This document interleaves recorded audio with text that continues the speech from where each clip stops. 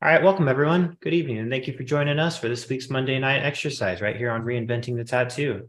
I'm Kyle, filling in for Sandy here, and if this is the first time that you're joining us, please let us know in the chat rooms. And this exercise is also free to the public, so thank you for if you would joining like us to for Zoom this call, Monday night exercise right here on Reinventing the Tattoo. I'm Kyle, filling in for Sandy here, and if this is the first time that you're joining us, please let us know in the chat rooms. And there we go. Okay, sorry about that. If this is the first time joining us, please let us know in the chat rooms and we'll be checking to answer any questions you have as well throughout the night. When you first join the Zoom call, if you're going to join us, you'll be muted and you'll be able to unmute and speak whenever you're ready to and ask questions. And when you do join us, be sure to turn your phone sideways as well if you're beaming in through your phone. So that way we can see your artwork better. And you'll also want to make sure that you mute the stream tab or wherever you have the stream that you're currently watching open while you're in the Zoom call. And also, if you'd like to know more about these Monday night exercises that we have every week, you can check out all the details about it at reinventingthetattoo.com. So let's kick it off and bring our guest Andre on. Sorry about that. Hold on.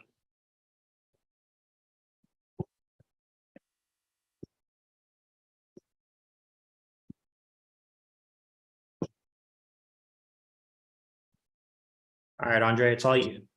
Okay, cool. You can see this fine. Yeah, can we get it? Can we get you to turn it sideways so it fills up the screen, please? Okay, 1 second. No problem. Get this out of the way.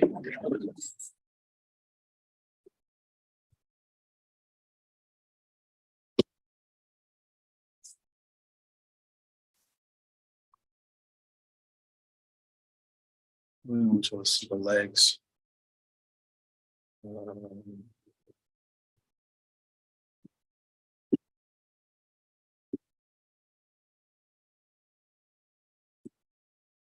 Wait. Never had a problem with a tripod before.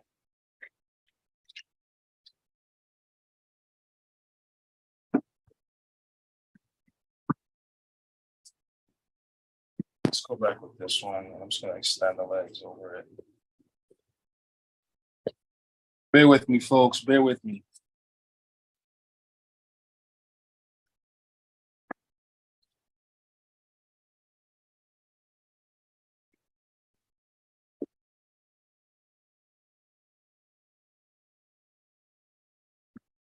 Ha! This is embarrassing.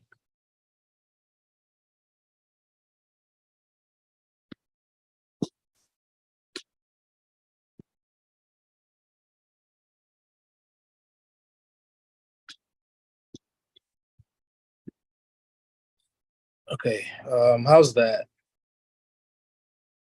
Everybody can hear me fine?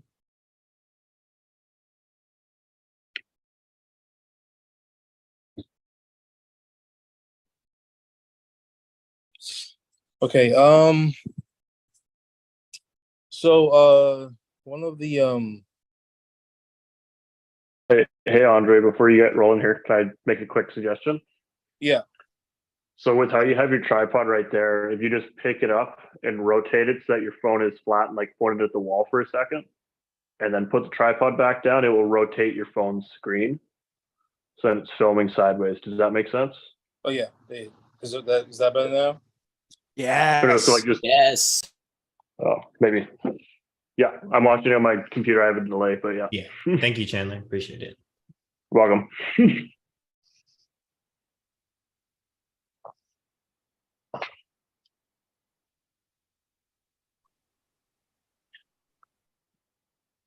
Oh no. All right.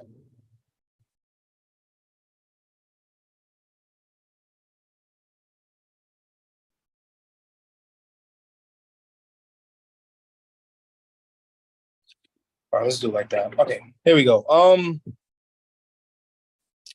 Let's pick a pencil.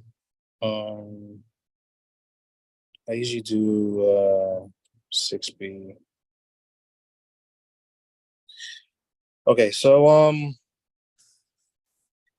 I was was thinking of doing it off of the sleeve.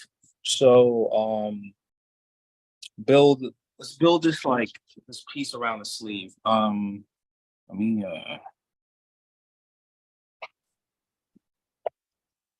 screen record the whole thing. All right. So what I've learned over like the last, I say 20 years of just doing Japanese style tattoos would be kind of like studying from the masters, what I said before, which would be like Hokusai, Kuniyoshi, the Kano school, and everybody has like their own interpretation of water. So once I got that formula down, which was, you know, tiny half circles and just in a way like free flowing lines, I still build it off of that. And so like I could say you can go to my gallery. I have I think I have a template that I have for somebody that did a sleeve on. Don't worry, there's no nudity in here. I made sure I got all of that out. You know what? Let's go with the back piece. Let's go with the back piece. Let's go with something that I usually do a lot. And I do a lot of studies off of that, which is starting from the lower butt area and working my way up. This is from a client that I did a piece on already. I already started his back, and I usually when every client that I have, I usually do like at least 5 different sketches for them. And I'll just use this one just in, you know, as a reference point now that I have it. What I like to do is to get like a better feel for it, where I can get everything down in the picture. I like to shrink down the whole thing and then work in. And when I shrink it down now my lead that I'm using is going to be a lot bigger, and it's going to have a lot more volume. I'll put the opacity down. So, okay, so now how do I want this to work? You know, how do usually what I like to think about is filling it up and it still be readable, right? I'll shrink it down a little bit more. Let's test the stroke of the pencil. That's good. Let's shrink it down some more. And this is just a thumbnail technique. This is what I've learned from classical artists. Use this technique all the way to modern day comic book artists. Some of my favorite comic book artists still do thumbnails to this day. Greg Capullo, Larry Stroman, Jim Lee, Todd McFarlane, and everybody always uses thumbnails just because when something is that small, you can get all the right silhouettes down just right. And once the silhouette is as strong as it is, then you just start to chisel away and build up from that. And you can really understand the composition once it's that small. So that's what I like to do. And then as I get comfortable, more and more comfortable with it, I will enlarge it and refine it. 1 second. 1 second, folks.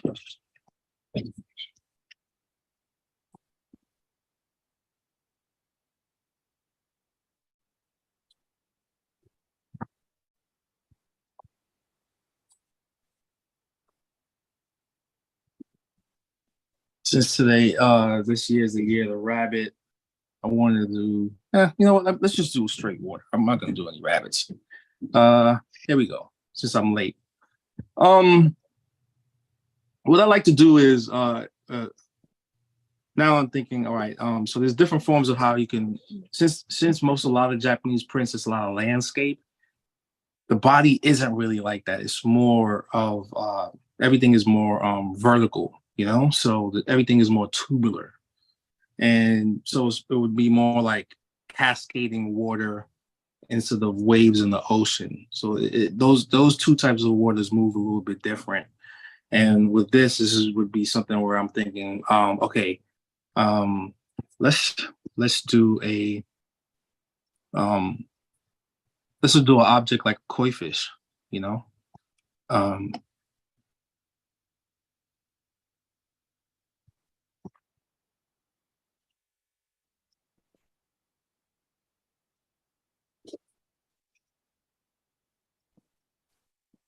and let's just show how the force of water interacts with an animal, which is a fish, right? And if anybody has any questions, just let me know.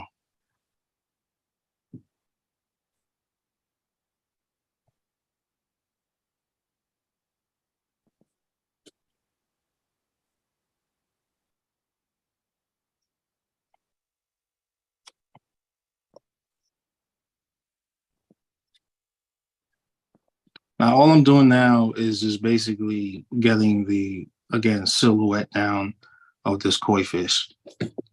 And I'm going to just like,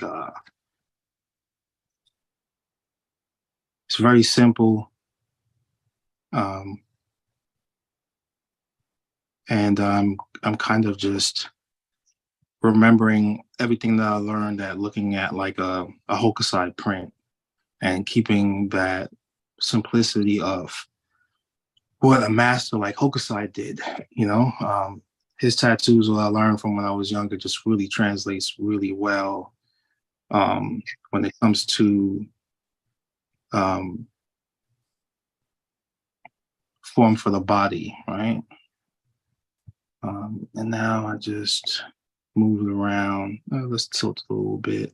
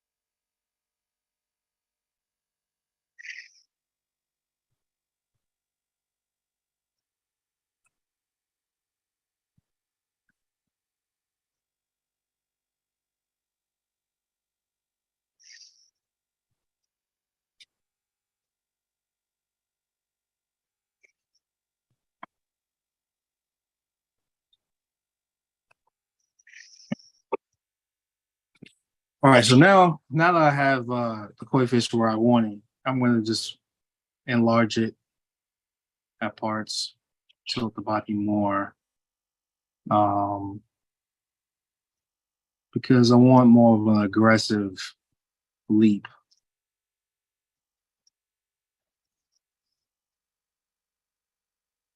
Uh,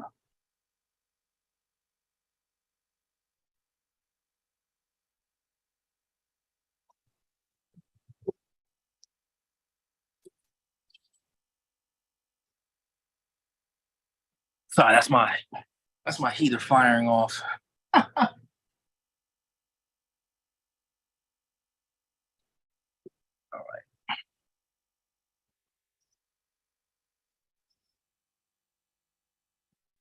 right, so now I have the koi where I want it. And now it's just to let's add the element of water now, right? And so how I'm thinking of it, I'm thinking from all the videos I've ever watched of trout or salmon leaping, they're leaping against the water. So the force is most likely going to come down this way. Since his body is coming this way out of the water,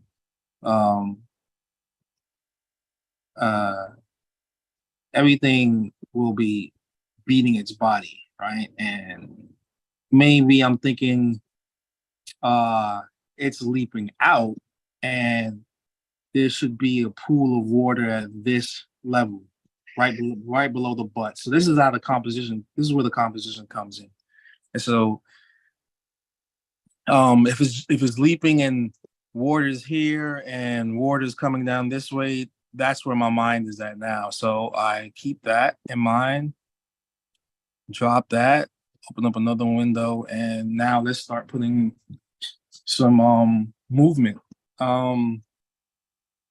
We go like this way, pushing off. Let's do it like this.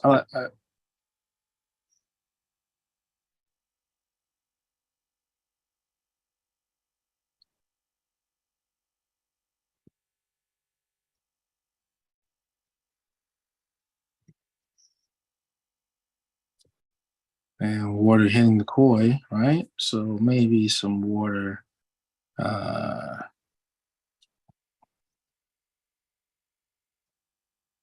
like that. Right. Now this just looks like, squiggly wiggly lines, but it's working with what comes next, which is little half circles.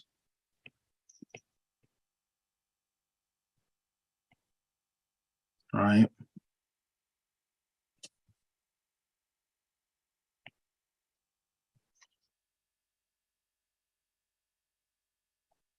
Little half circles, things that we see a lot of Japanese tattooers do over time, right?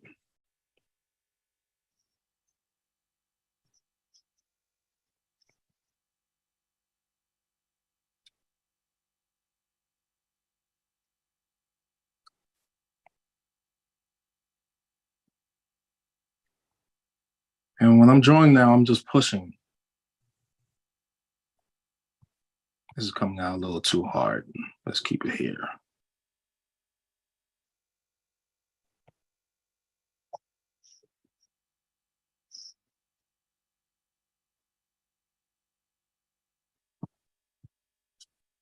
And this, and in my mind, this and so like narration in my mind, this guy didn't make it. This koi didn't make it, but it's in the process of fighting. It's gonna fight. It's gonna fight. This is the process of, oh, it didn't make it, but it's gonna make it again. But we're only just seeing the process of, all right, the second try, because they don't get some don't get on the first try, some don't get on the second try, sometimes they get on the third try. So this is kind of like he got hit with so much water from above that much force kind of, in my mind, that's what I'm thinking. That's what I'm saying to myself. Like, he didn't quite make it, but this guy's gonna make it. Living out here in California, I would kind of see that in some of the streams. Some people have like, going up further up the coast of California, almost close to Alaska. You see a lot of the trout, you see a lot of salmon, and I've actually just sat there at the stream and just watched them. Just watch them going up. Watch them just swimming up and seeing them practice throughout the year, because it's not just like it's when that time for spawning, there's some fish that some stay. I don't know why some of them stay, but some do. and they practice jumping, and so like that's what I'm seeing in my mind. This is what's playing out of my head. This is the story that's going on in my brain. Now let's drop the opacity of the koi, right? And no, you know what? Let's bring opacity back. Before an iPad, this is what I was doing a lot. I was doing a lot of this, which is tracing paper. iPad came around as just a game changer. It's a like really good cheat code. Now I'm just going to refine the water a little bit, little by little by little, and then really think about how I want the water to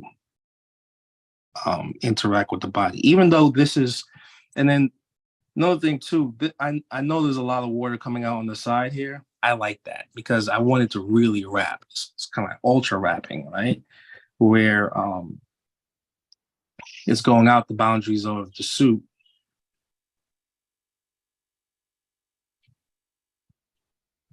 And it's gonna look really cool when it wraps around the thigh, and then it's like less really things to really think about. Is just connecting and moving with anything that the client wants in the future. Okay. Well, a lot of this is a lot of forethought. This person might come back and they're gonna want something else.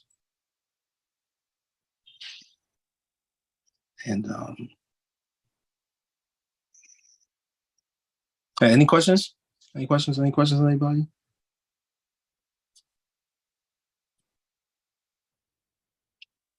Can y'all hear me talking? Yeah, I got a little lost when you were doing the transition from the like loose blotchy blockouts for the waves to like doing all the little tight circles. Okay. Yeah, just kind of your thought process with what makes what decisions where. So it's kind of like this is my hand. All right, so like sometimes without doing the shower, I will take a bar of soap and I will pretend that like this is the bar of soap, and then like what the water from the shower looks like hitting this end of the soap, and then you kind of, and so like I'm in this weird kind of trance. I try to slow down time as much as possible to the point where like everything is moving really slow, and then I try to remember those shapes. Right, so that's kind of where that's coming from. Or like I'll take my hand and this might be the fin and this is the head area, and what does this look like? What does water look like coming through this part of the hand where this is the head over here? And so again, that's kind of like, and so like when I did like when I did this stuff, when I was doing like this like loosey goosey stuff here, like that, that's kind of like what the water looks like. Like water will come like that, or it'll splash over like that, or it'll come like this. And then once I have, and so this is a silhouette. This is a really strong silhouette here, right? Mm-hmm. Is that what you're talking about? The blotching part? Yeah, like when you went from that like blotchingness, and then you said you did something about like the circular motions with moving through it. Okay, But yeah, all right. So and so like that. And so when you look at like, and so now what you're doing is you're taking like this blotchy effect, right? Right. So you take that, and I'll pump that up now, and then like I just do half circles like that. Okay.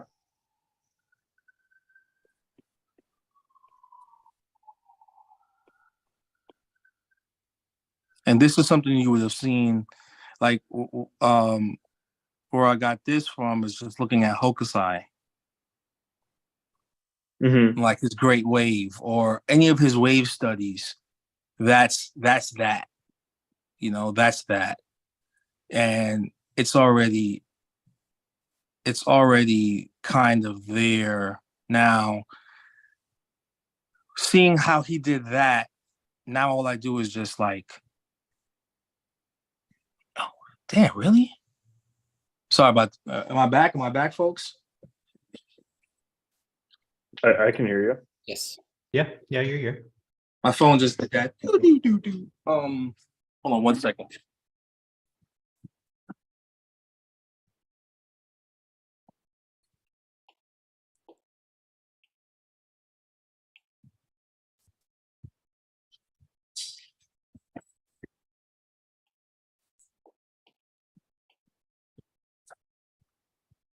You ever remember back in the day when you were apprenticing, and sometimes like the stencil was fat enough that you can double line it?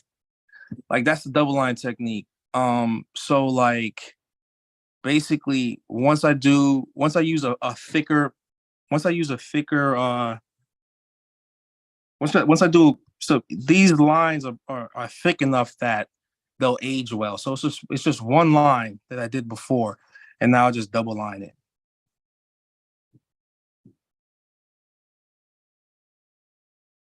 See? Mm-hmm.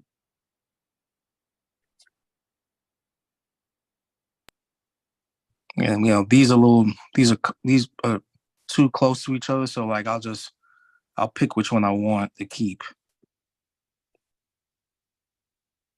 And I just making discerning lines and just kind of have fun with it. It's just being playful with it. Not really pressing too hard, just kind of like let your hand glide over the paper if you're doing it with paper or the screen. I'm just gliding. I'm not really doing any really heavy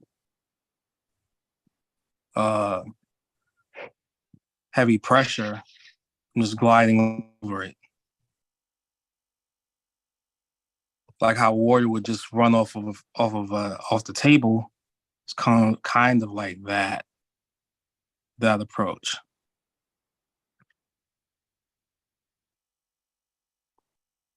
And there you go, you got water.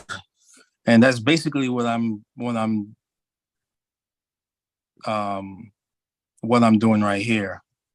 I'm just finding a smaller size pencil, and I'm picking and choosing which water I like.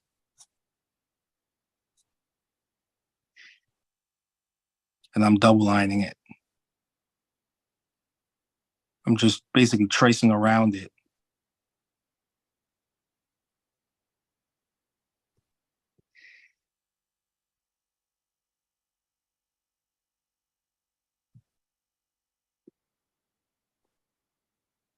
And I'm just saying to myself, like, okay, I like this, I like that. I'll keep this, I'll keep that. I pull out and look at what I like so far, what I don't like. You know what? Honestly, I don't like any of this water. So sometimes I'll just start all over. Just to torture myself, but it helps. And I'll just start all over. You have the greatest laugh, by the way. Thank you. You're welcome.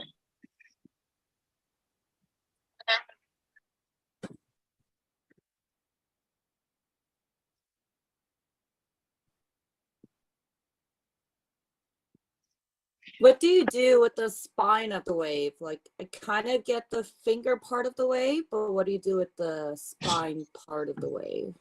So the spine, the back end is just loose interpretation, right?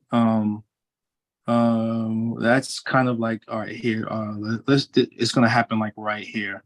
So let's say I do this part, and I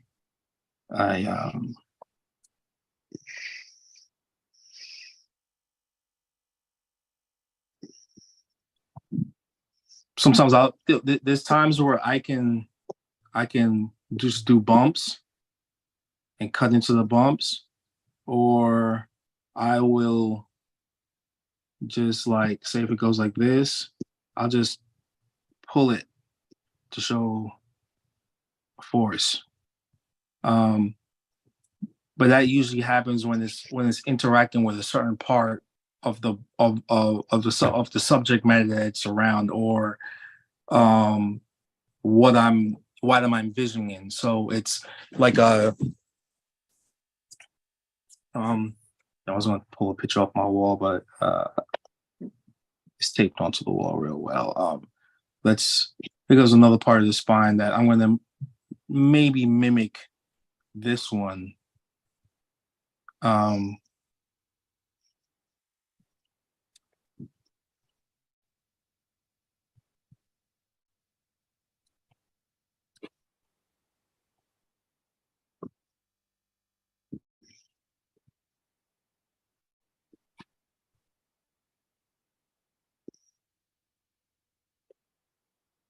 Okay, yeah. So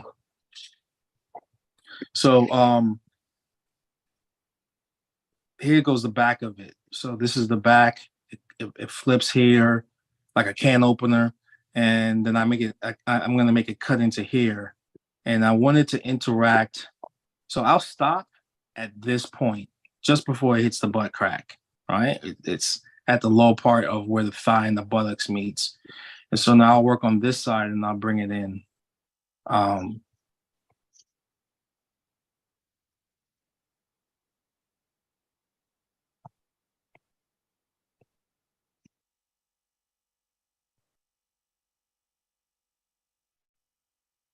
And I'm also lining this wave up with this client's butt, because I know when they're moving and he's walking around, and maybe when he sits down, that this is gonna have this really crazy bend. It's gonna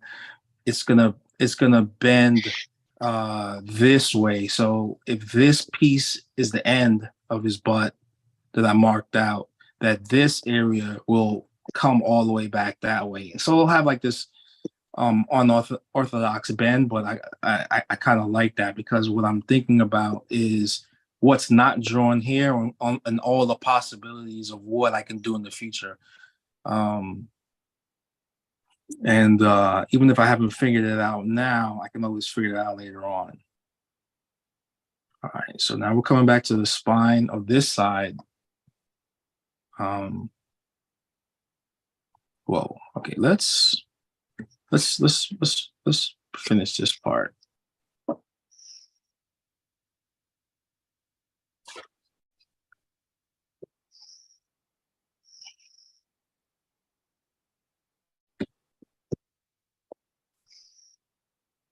And this part, I'm willing to sacrifice this fin right here. Take this whole thing out.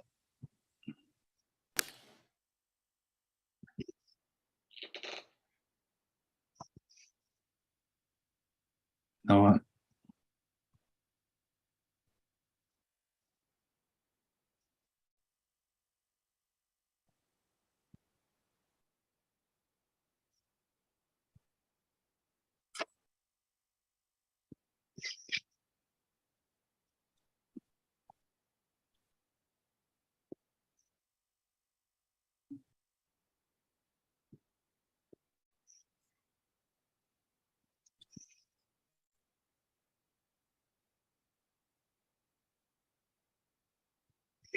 There we go. And what does that look like without the koi? That looks cool. And so this little hook ends right at the butt crack, gooch area. This wave will transfer over. And, you know, like, I'm thinking in my mind, like when I put the stencil on, a lot of this is going to get cut, but I could draw everything on. And then when he bends over, it's going to have this really cool stretching effect. That's how I'm also thinking about it too. I don't mind going into areas where it's going to gets lost in vision, because when they're laying down, or where they're, you know, when they're, you know, I'm always thinking about, like, if they ever go to a convention, you know, how's that going to look when the judge asks them, hey, can you bend over? Let me see how that motion from butt to thigh looks. And that's what I kind of like. I've been trying to work on for like years, like having like really cool connectivity. And I picked that up from Philip Liu, listening to Philip Liu talk about um, uh, um, really complex areas to tattoo.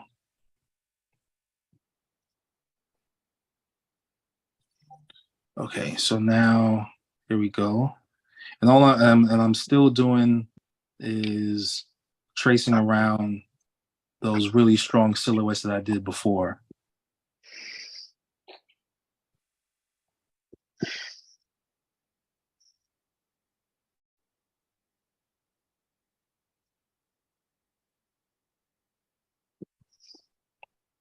Even though a squiggly wave like that I've never really, it looks totally different from all the other ones, but I'm just gonna keep it in there just because it just looks funky. Because water does that, water will just blob out at the end for some particular reason, it does that all the time. Whereas this kind of water is more stylized Japanese water,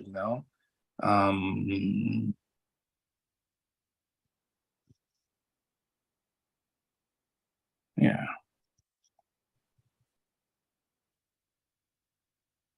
And the reason why this moves again is just the physics of thinking about like how something like this animal looks like jumping out of water and then interacting with, let's say, the cascading water from above coming down from from the upper from a waterfall, and there we go.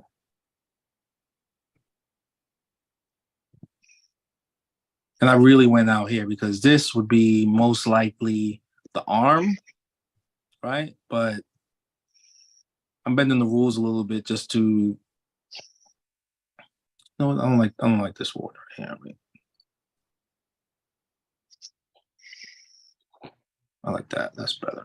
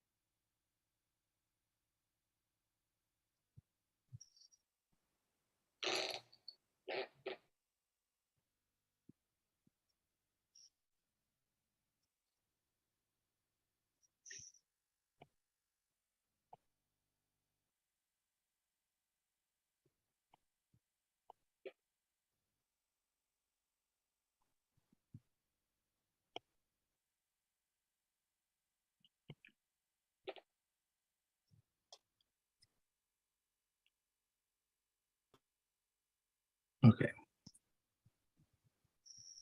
And when this water is moving this way, I'll probably just do another kind of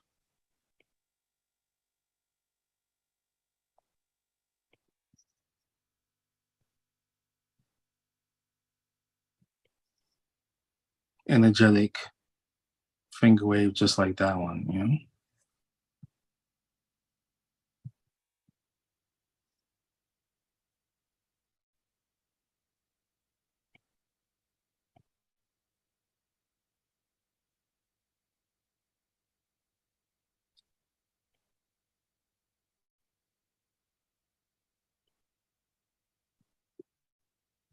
Okay.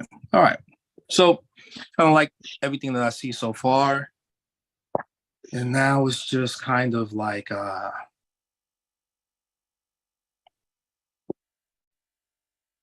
just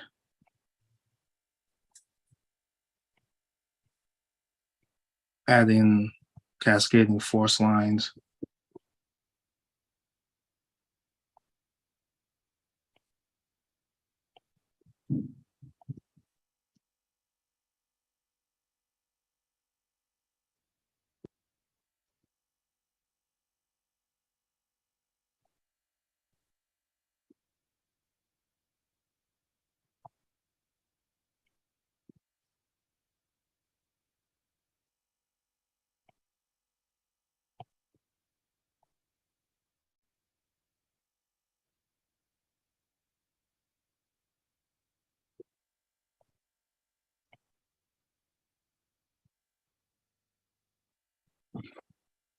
Okay.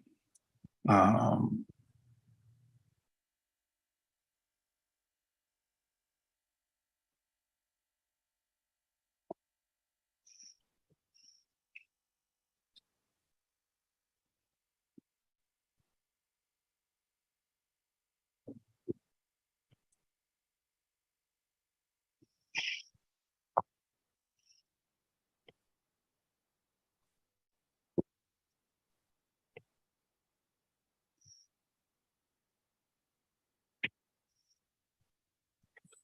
okay. All right. So here we go.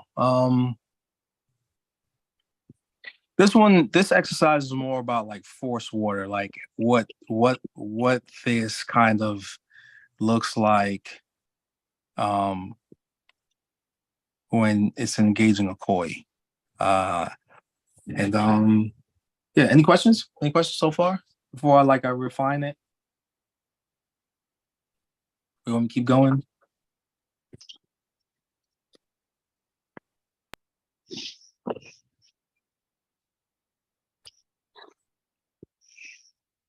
Yeah, I just really enjoyed watching you create the shape of all of the waves. And I think yeah, I guess I'm like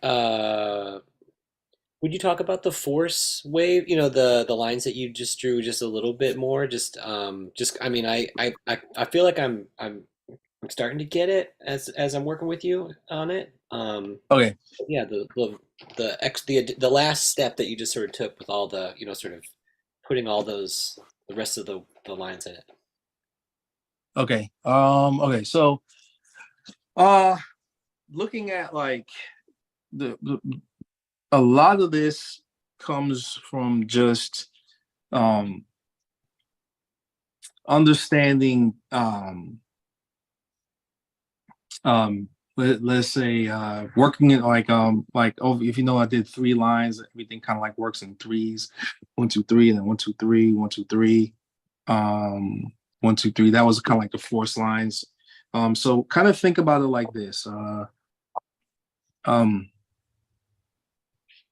uh say this is the core, and this is a good way for everybody to do a core in the future is think of an X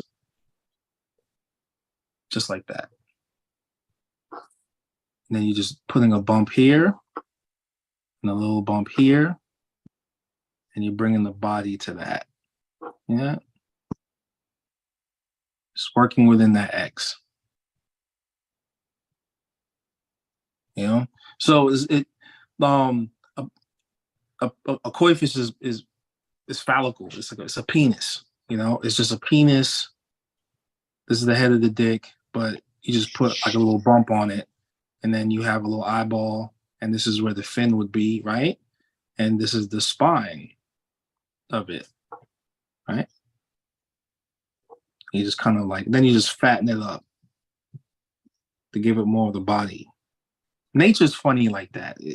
Like when you biomech, you're just drawing penises, like flowers or vaginas and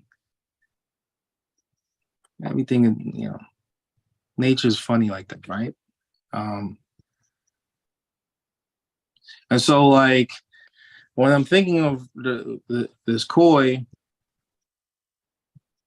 like I was saying before, like if when I'm in the shower, I will put my hand up to the shower head and I'll try and slow down what I'm looking at. And so as the water is hitting the palm of my hand, this is the palm of my hand here in the shower, right?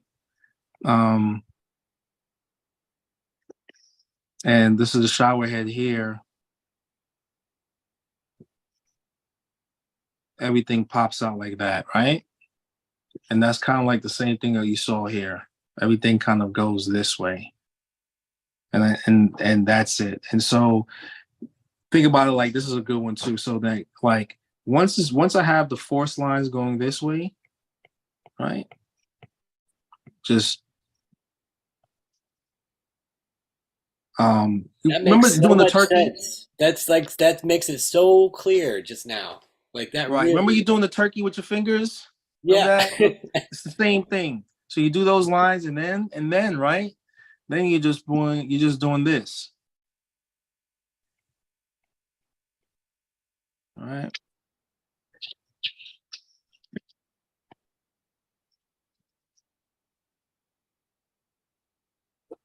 That's it. And then so this is my thumb,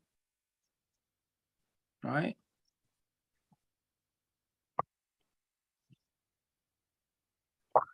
Right? Maybe some water falls this way. Because this will represent the koi jumping.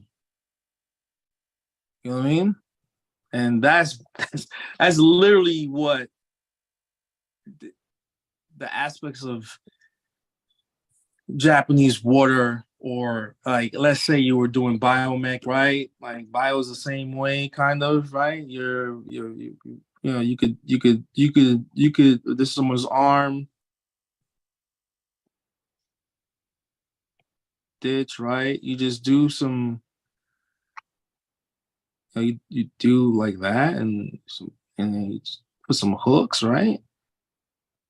Some other shit and have it come over down, or I don't like, right? And then you just double line it, and then you're like you get tweaky with it, like like biomech is like really think of biomech. Biomech is tweaky Japanese water. You're tweaking out, you're just tweaking, you're cutting it, you're carving in, right? Whereas Japanese water is just like simplistic biomech. It's like low tech. You're low teching as much as possible. You're going as low tech as possible. That's it. And so now, remember what I was doing? Let's bring the hand back, right? Now,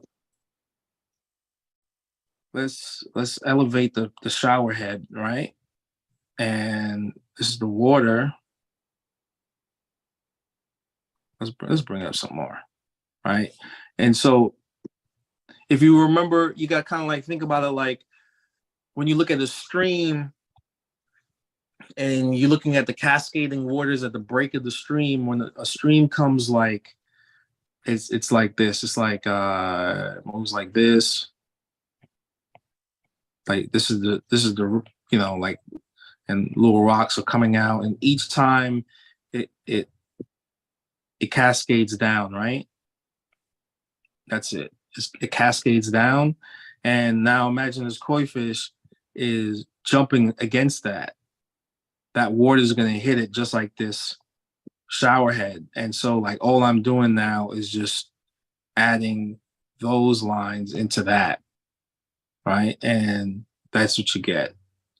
So, and I'm just doing it in threes. 3 here, 1, 2, 3, 1, 2, 3, 1, 2, and then 3, 1, 2 to fill in there. 1, 2, 3, 1, 2, 3, 1, 2, and then 3 would be right there. And with this water would be like this koi is jumping out from let's say like so there's 2 elements of water going on. There's the koi jumping out. So like let's say body of water right here, and then you have water coming down. This is gonna splash up, Now this koi is going to jump out of that. And then this water is going to hit it. And then this water is coming up. You know, those are the two. Oh, shit. Oh, I almost lost that whole thing. Whoa, that was close. All right. That's what's going on. There's the water. There's three elements of water really. There's the water from the koi jumping up, and there's water from the hitting the koi's body, and then there's water behind it. That's the cascading water. And to get that force is just basically looking at something that's moving at what angle would this be? What? Coming down at what? 2 o'clock. All right, and so now let's refine this.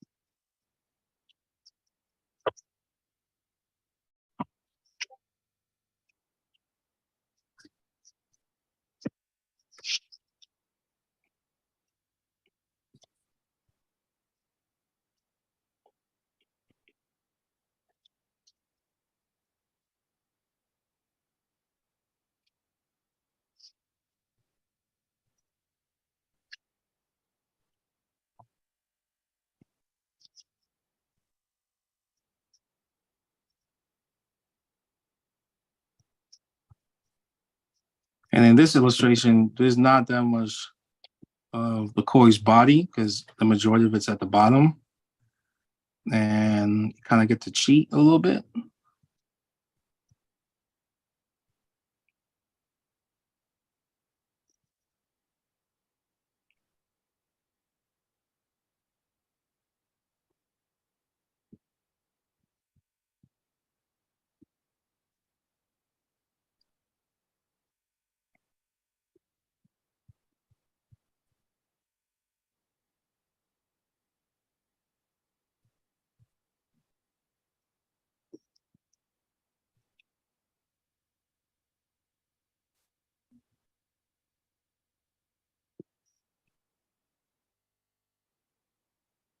And like, I'm just using guiding lines that I did before, like when I was sketching it.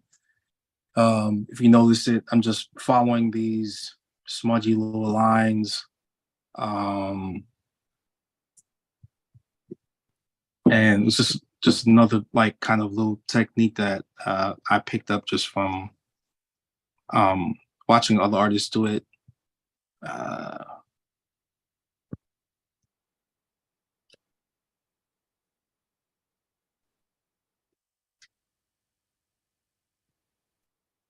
We got a question in the chat here. Read off for you.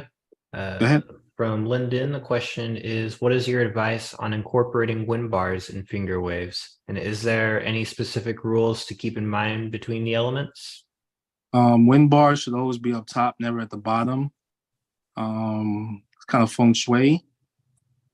That has to do with unless they're water bars. Water bars are different from wind bars.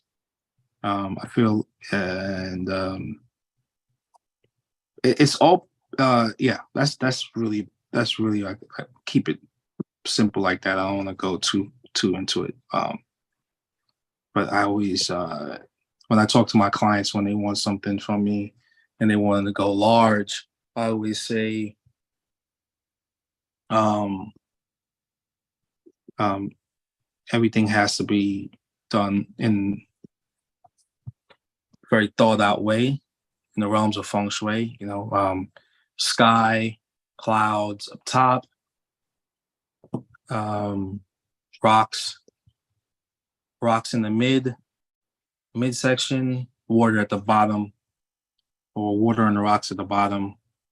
And that's just basically going by the elements of how of Earth. You know, you never see rocks in the sky.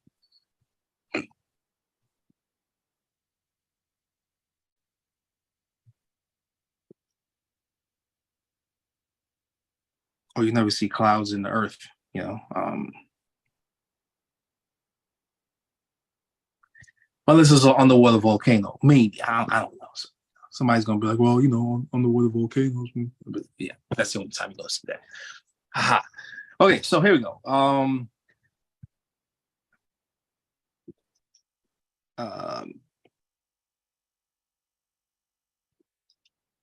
and this is how I will approach most of the things that when I'm drawing it. Um, uh, with the Japanese aesthetics.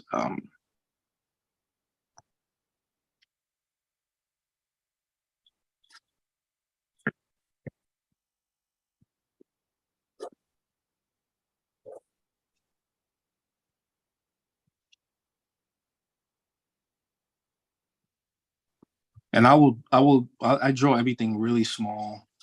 This is about the amount of time it takes me to do a piece. Kind of explaining myself now, so I'm moving a little bit slower.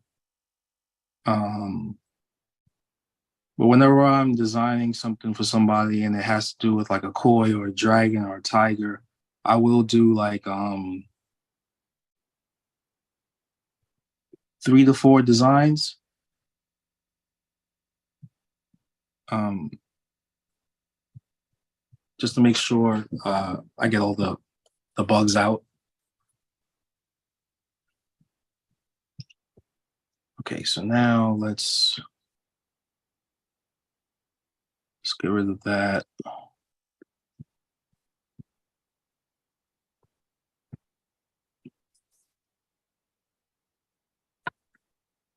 And let's start enlarging it. And as I enlarge it to fit the paper, all the elements are there. You know, nothing really gets lost.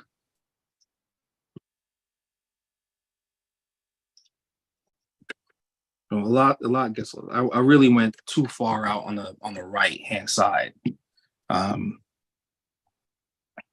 everything is still readable. I would say everything is still readable.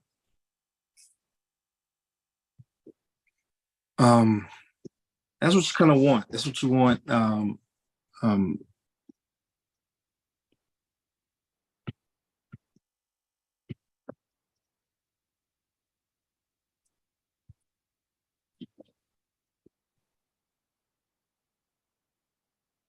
okay, all right. Let's.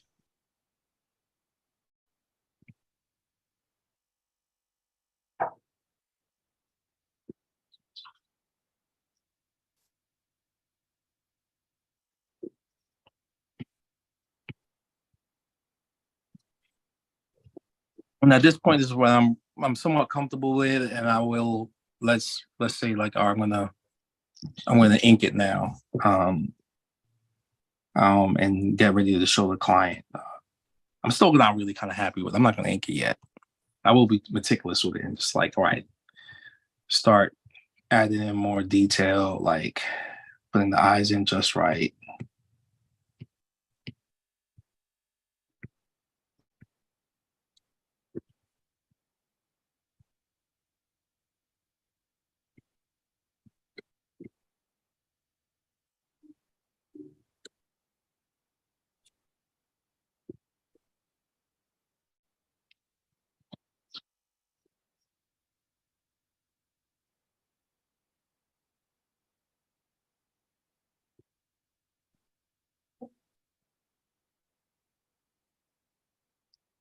No, I'm not happy with it. I'm sorry.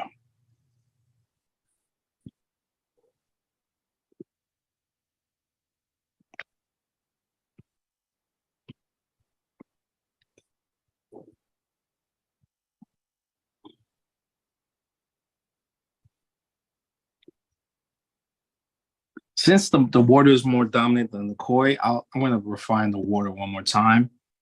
Here we go. Let's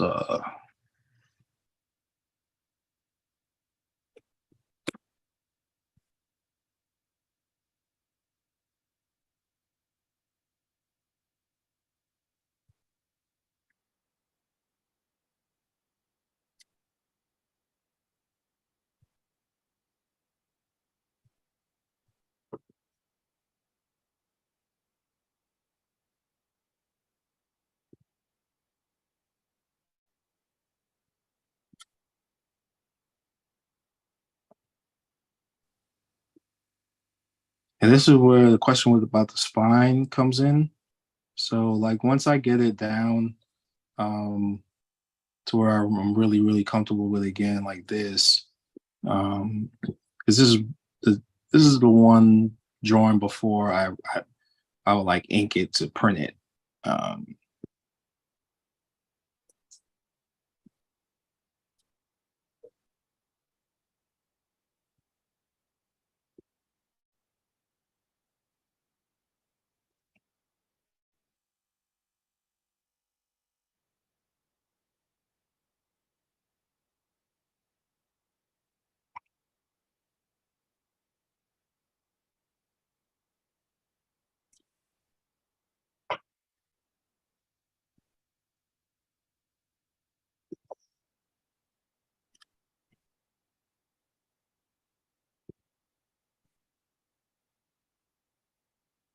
Now, like what I'm doing here, this again, what I was saying before, it comes from looking at a lot of like Hokusai print, or I will look at carvings.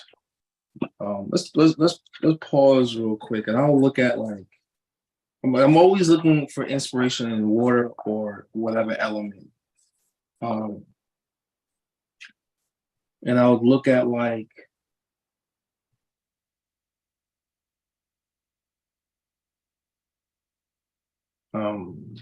pull up this book real quick.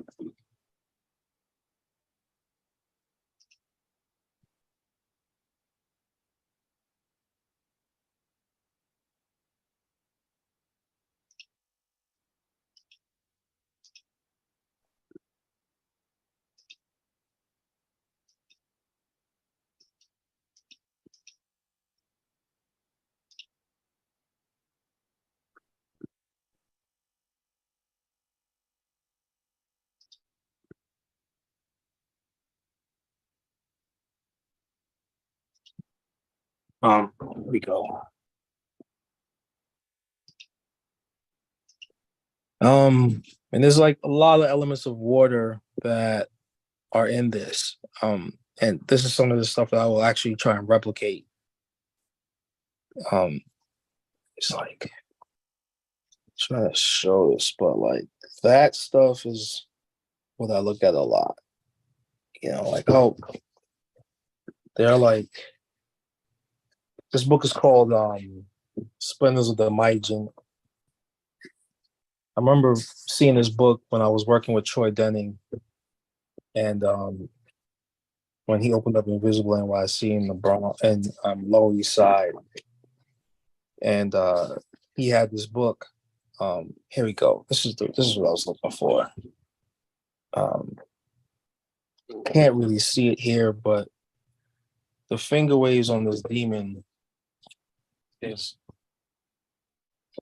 here we go. Like this demon right here is kind of sick. But this is like the kind of stuff that like I try to do that with the iPad, like, oh my God, it's bad. But this is like the stuff that I will look at and kind of develop my finger waves from that. You know, like this motion of the water right here looks so cool. Whoa. And this is done, I think this is done on, this is a bronze. This is a bronze sculpture. And this is the stuff that I study all the time. And this is a Oni dancing on top of a dragon koi. But the way the interaction of this water here with the dragon koi's head, that's the kind of stuff that like I try to remember and try to incorporate in my work. So like a lot of this comes from books that I have. So it's kind of like off the head, but it's also coming from a place of just books. I have tons of books. Oh, what the? And yeah, so I'm constantly studying artists from 200-300 years ago. Hokusai is in particular, Kuniyoshi, the students from the Kano school, and just like I saw that, just like I showed before, that water that was coming at the bottom and it was moving like that. That's basically this here, and it made me notice that because then I started looking at nature, and I remember pulling up a video of fishing koi, and or like there's a video of what guys when they're in their like little aluminum boats or something like that, and they're something happens with like a magnetic pulse shoots through the water, and all like the carp jump out the water and they just start losing it.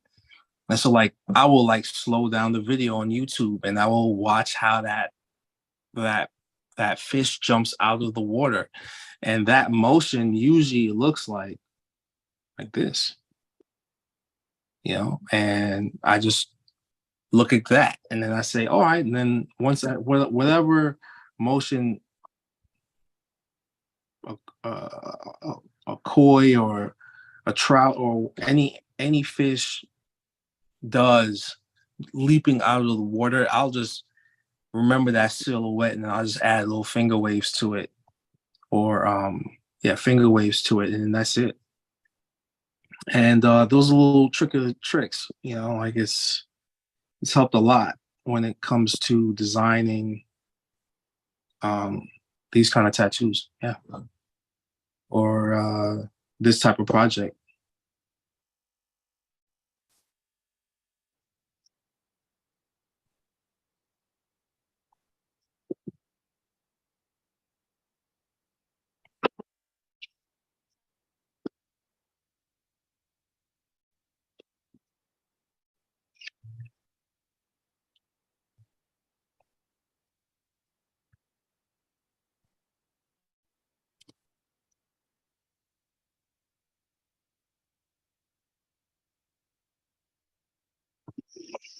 Hold on one second. I a drink.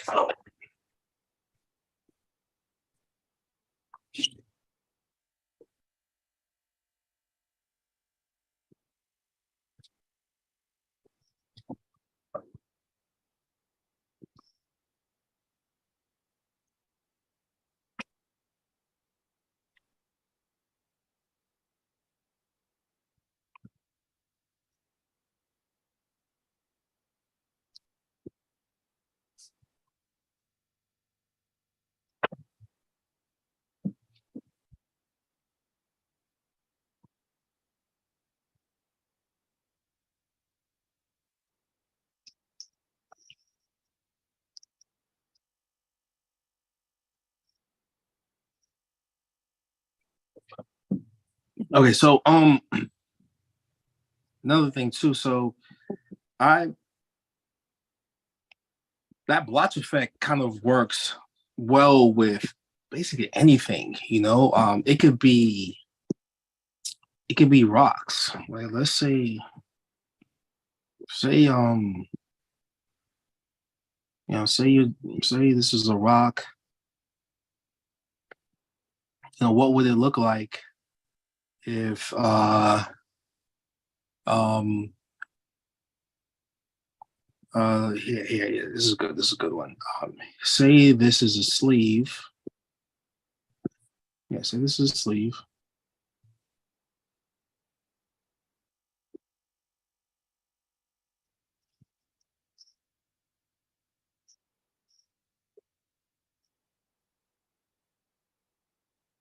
All right, you got all that in there. And there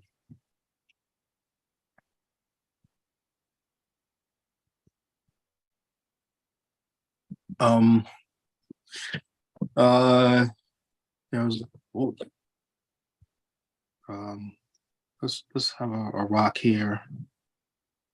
And I'm saying to myself, the flow is coming this way. Well, what would it look like hitting the elbow, hitting the rock, right? So it'll look like this. And then some of it hits the elbow.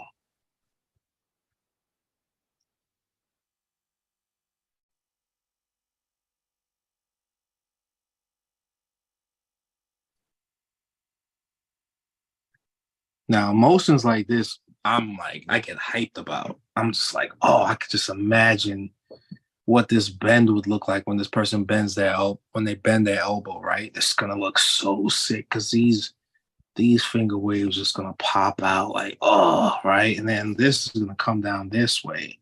So already there's this, all of this is just tasty goodness, right?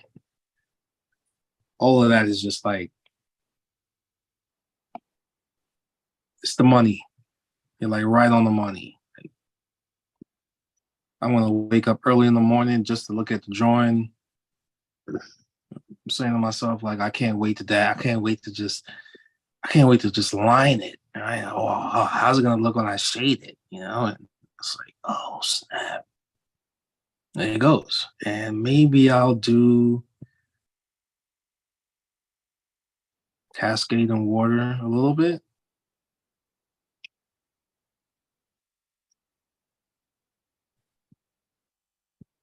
All right. Maybe the water comes back this way. This is falling on top of it.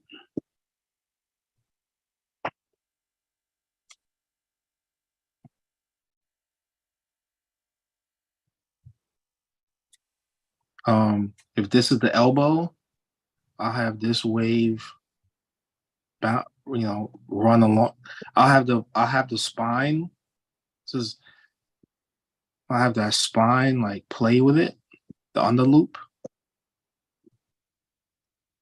All right. Just to complement it.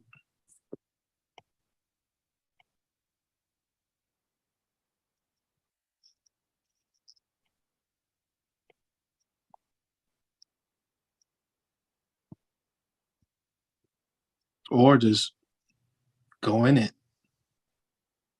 This is gonna look sick. And or let's not even go into it that much.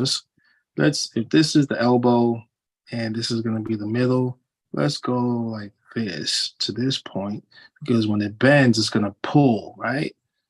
And then we go around it.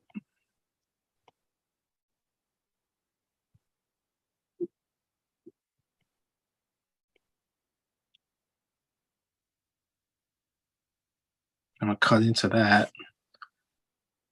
Have some water come this way.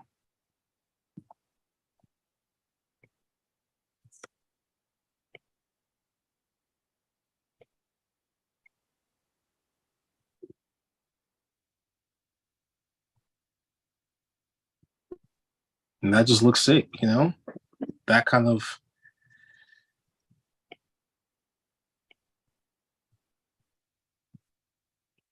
And I'll stay within this border, right?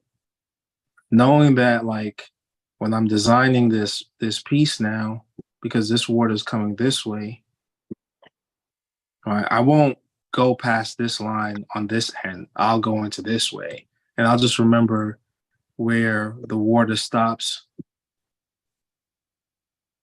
over here and here, because when it wraps now, this is very technical. The sleeve is very, very technical. You know, it's very technical because you're thinking about how this is going to look when it wraps. So it's kind of like playing with it, like having this, have some water here.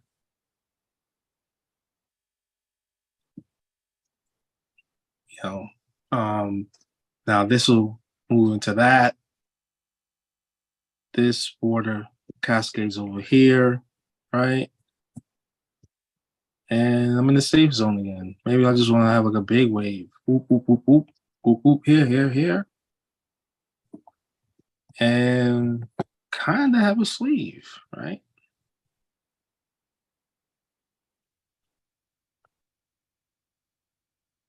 It's very thumbnail, but once I have all the elements there and I'm happy with it, then I just start refining it and just go into it and then build into it. And this is kind of the same way I literally did this. I can't unlearn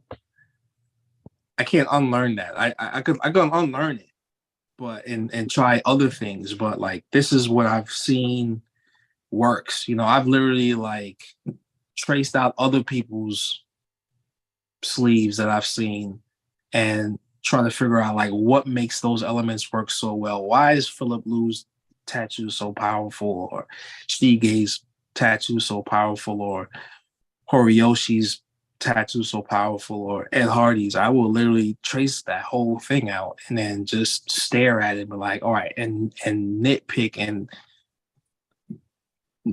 just ask that question, like, what makes this so strong? What's the story behind this? What were they thinking? It's kind of like looking at oil paintings, like looking at the brush strokes. I have one of my favorite oil painters, Aaron Nagel. He did paintings on my kids, and I will look at the brush strokes and just kind of think about what is he thinking. And so like that's been the path I've been on for a long time. Even with Hokusai, like I want to go to Japan and just go to all the areas where he drew landscapes and just kind of figure out what was he looking at when he was on this beach and when he was drawing the Great Wave. And those are the things that like I really think about. It's why I'll go to the beach now to this day and look at the waves coming in and try to figure out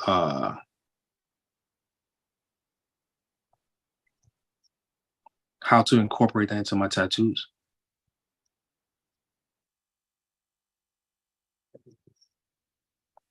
Okay, cool.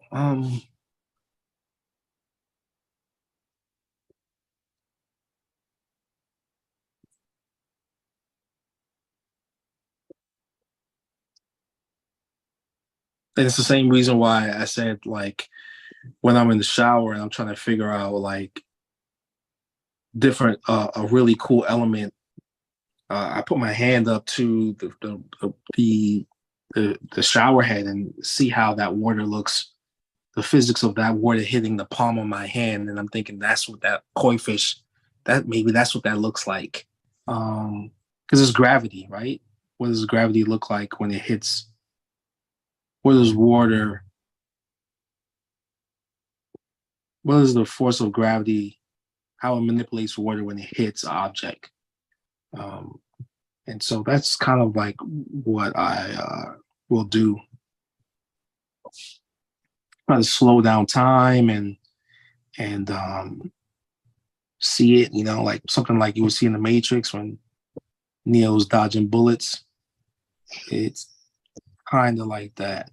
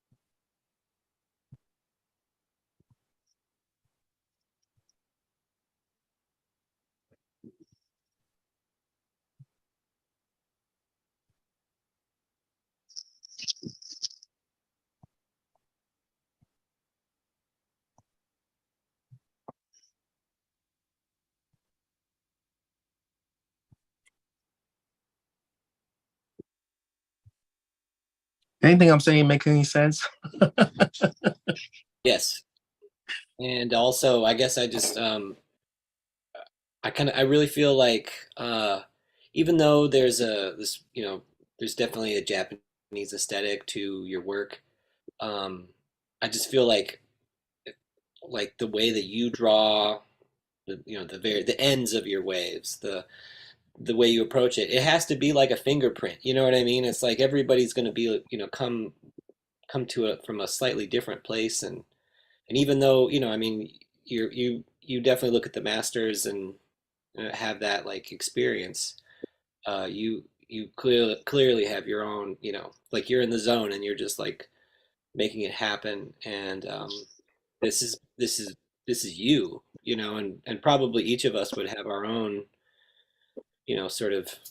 There would just be, there's just that subtle difference, like how you just make the end of the hook of each wave and stuff. It has to be unique. Because I'm trying to follow along, like, oh man, mine look different, and it's, there's clearly like a less experience in mine, it shows, but also, I think just sort of watching yours, there's all kinds of difference, but they're also, they're very like, there's a sort of consistency that you're able to achieve, that just clearly comes with like tons and tons of experience of doing this. So I guess I'm just sort of like, it's beautiful. It's like a beautiful thing, to watch. Oh, thank you, thank you. Yeah, I filled up books. There's before I moved to California, I lost all of my stuff in the fire, so I had books of just drawings of things that I wanted to tattoo, and all my different studies of and a lot of the books that I just collected for a long time. And so like it kind of comes from a graffiti background also.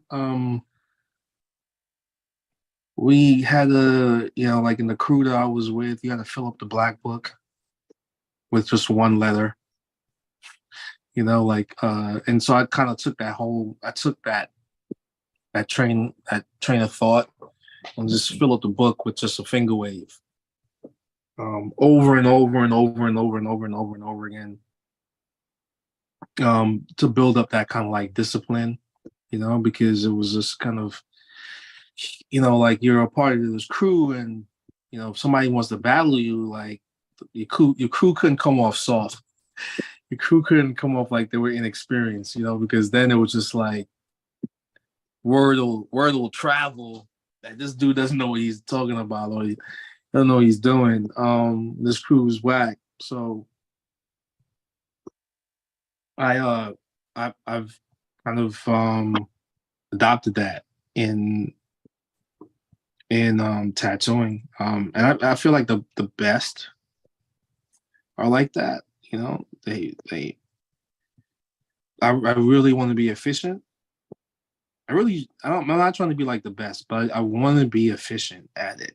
I want to be able to, if an artist couldn't finish a tattoo that somebody else, that he or she was doing, and that client came to me, I could pick up from where they left off, and it looks seamless. Either I'm adding to it, and if the tattoo is done really good, all I'm just doing is just adding to it, or that's it. I don't know. There's and so like if somebody is a collector, and I did a piece, and then somebody else was gonna come up next to it, it's not gonna be hard for them to connect, connect and add to it. I've seen a lot of cool tattoos like that.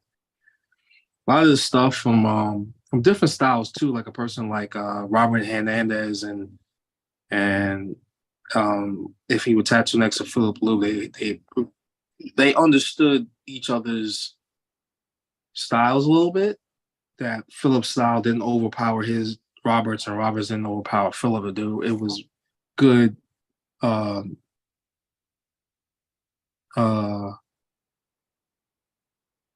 was a good connective piece, you know. Kind of dating myself on like who I was looking at when I was starting tattooing. So like,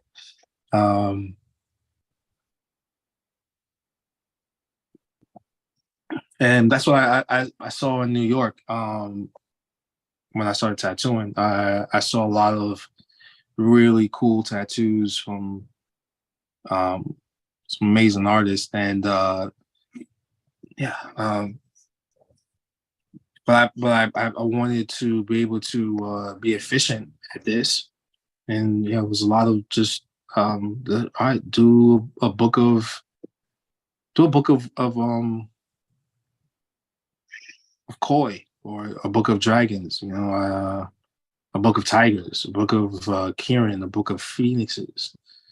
And Japanese tattoos really opened me up to the, like how amazing nature is, and I was raised on a farm, so I was around a lot of animals. So,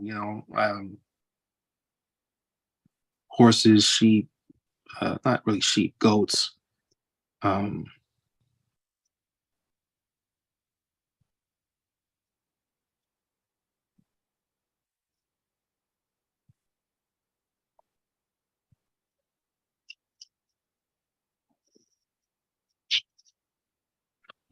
So I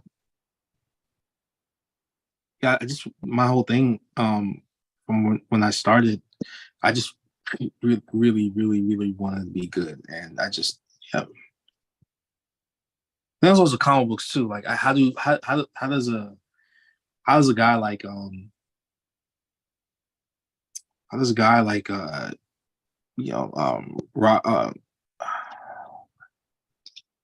Joe Quesada draw so many panels? Like these guys, these men and women are drawing every day. And so like understanding anatomy and understanding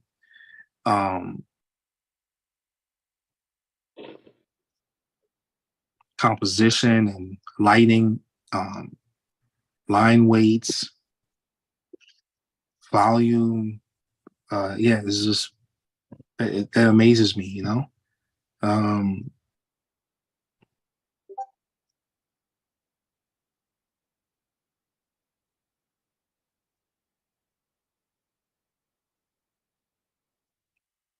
I think the more you do it, you will develop a style like that.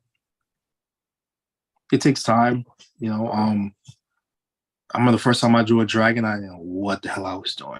It's like, what? I'm like, but I was so like, I gotta get paid. I gotta pay these bills.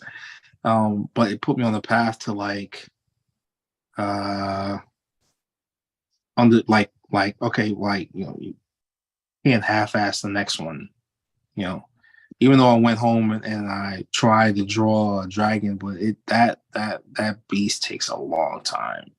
And then trying to draw water. I mean, I got friends that I know from New York that they got some really old school water for me, and everything is just like really close, like that. And I'm just like, I can never do that. And I thought I was good at that time. And it's always it comes from a place of just like looking at your work 6 months in, and then how does that tattoo look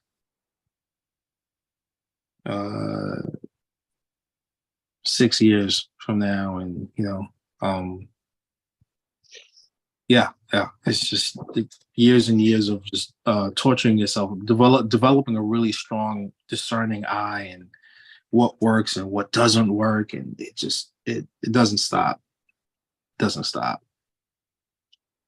Picturing people naked, what, like I'm at the mall and I'm like looking at this guy like, I wonder what he looked like with like rocks came off his back and then wore it over here, and like what she looked like with a dragon, and like it's things like that, like just sizing people up, like not like Fight Club where you remember on the Fight Club on the bus and they're sizing people up.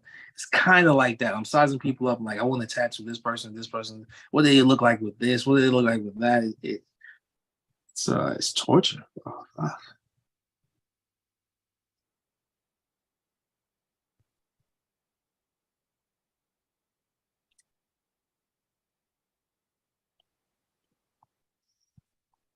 Okay.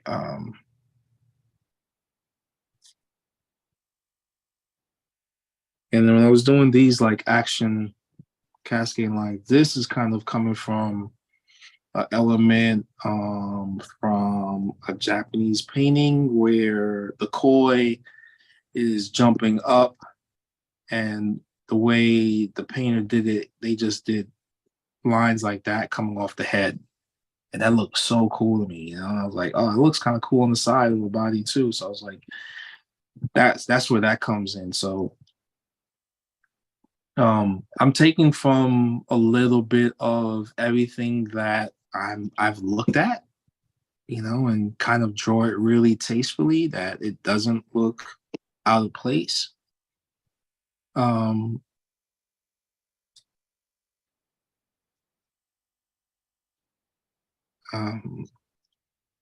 I've been doing that for a long time. I didn't know a lot of other artists did that. I watch a guy, David Finch. He's one of my favorite comic book artists. And like everybody kind of looks at like I think 4 or 5 guys. They take a lot of stuff from Jack Kirby, John Bryan, Arthur Adams, Bernie Wrightson, and a few others, and you can see it.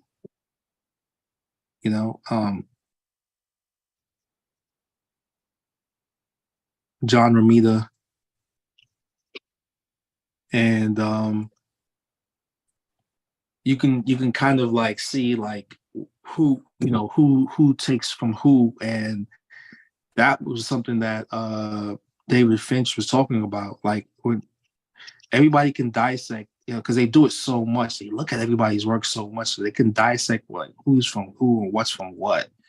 One of the major amazing artists I like. I feel like the media doesn't really talk about is Giger, but he started a style that it's part of our industry, right? And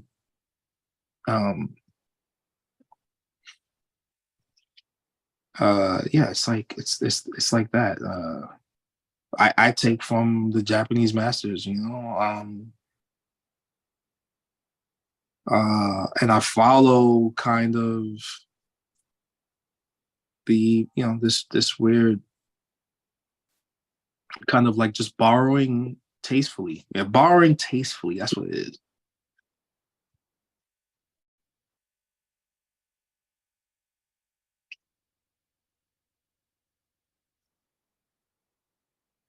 Another question from the chat here. They're asking, what brush do you use for your inking? What brush did I use? So this is the sketch pencil. This is 6B. And when I'm using, when I'm gonna do a final drawing, which is coming up in a second, I use a Studio Pen on 15%. And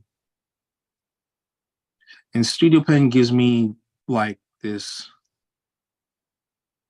plump. It gives me like these thin to plump lines. It reminds it has like a brush pen effect, but a little bit more tighter.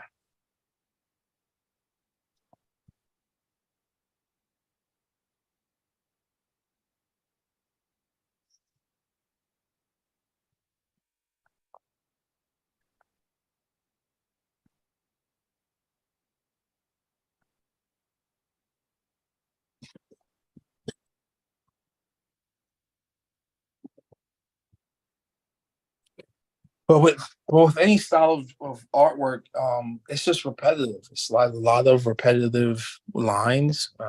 If you do portraits, you do portraits all day. If you do a lot of Japanese work, you're doing just a lot of the same elements over and over and over again. Excuse me. And it just takes time. It takes time. I'm not gonna say like I've mastered it. I'm more of as my friend Cram said back in the day, I'm just a practitioner of this style. Definitely not a master at this.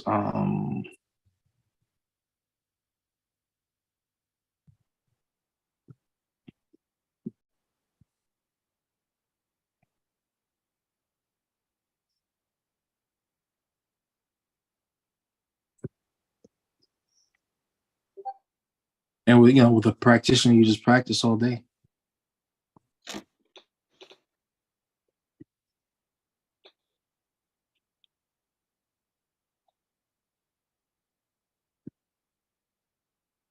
Oops, messed up.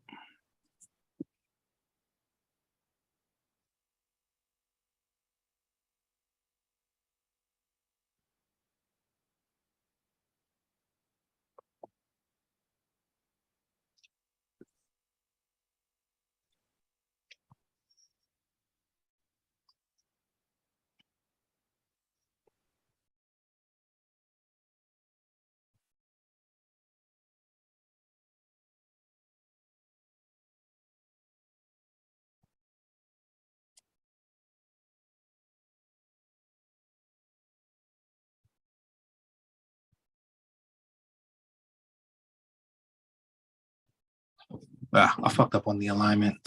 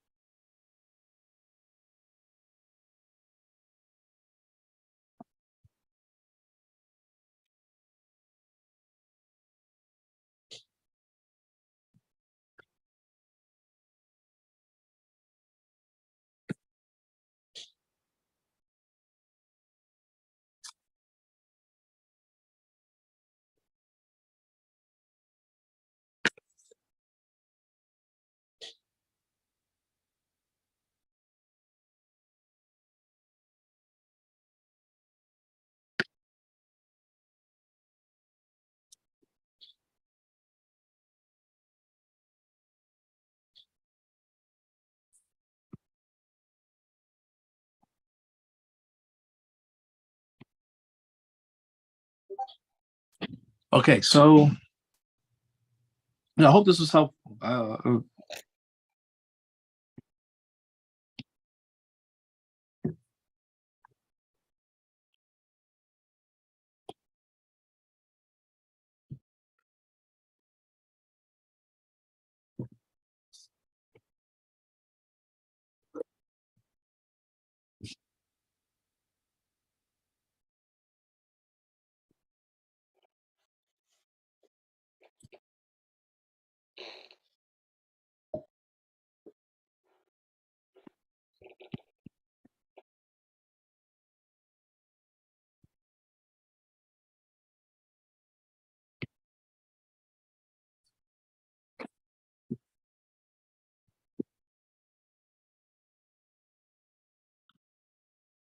So studio pen at 15%, and I usually get like I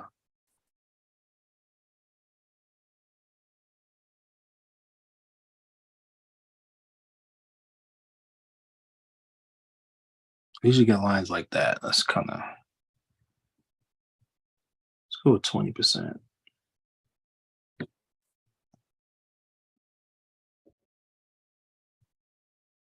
And before I was saying, I just kind of like glide my hand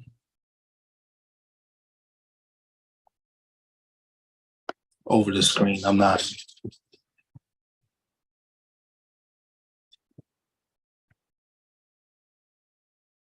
Yeah, Joel, that's good.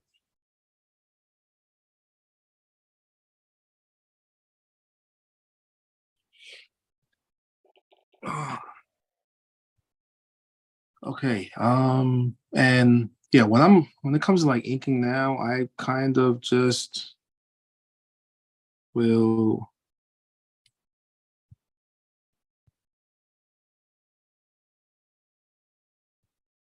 My hand is really steady, but I'm just gliding over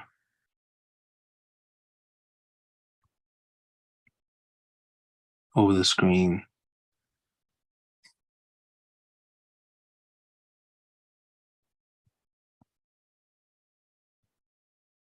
So what needle would you use to lay out a back piece like this? Um, Scrap lining it, I'll use like a 3, a single or a 3. To calligraphy everything, when I'm like after I've black and grayed everything, rendered, um, about to color everything, I'll just like the water, I'll use either a 9 round or 11 round on probably like 10 volts.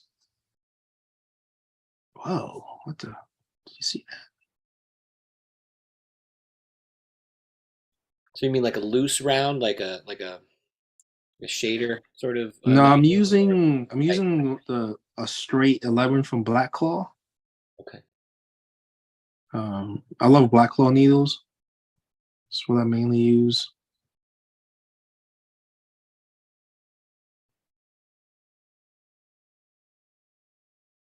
Shout out to the grime.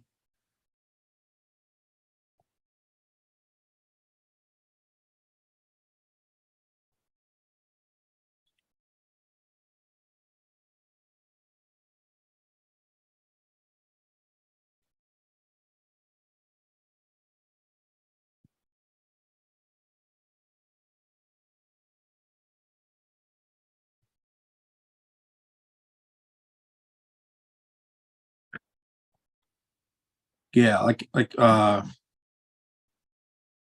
can get these kind of lines with it. They're a little bit more cleaner. Like I said, this is like thick to thin. I can get that if I choose to do it.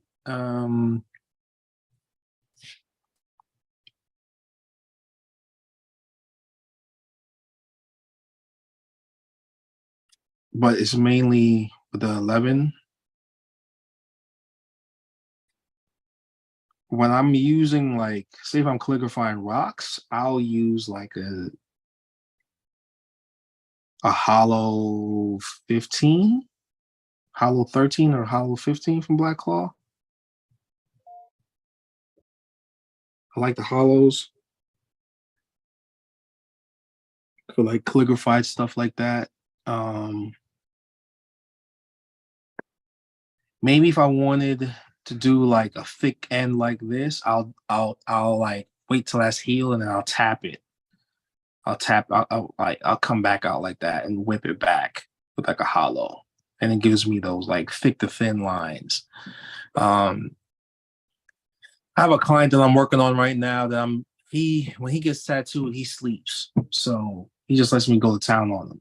And everything that like uh I put on paper I could transfer to skin really well with him.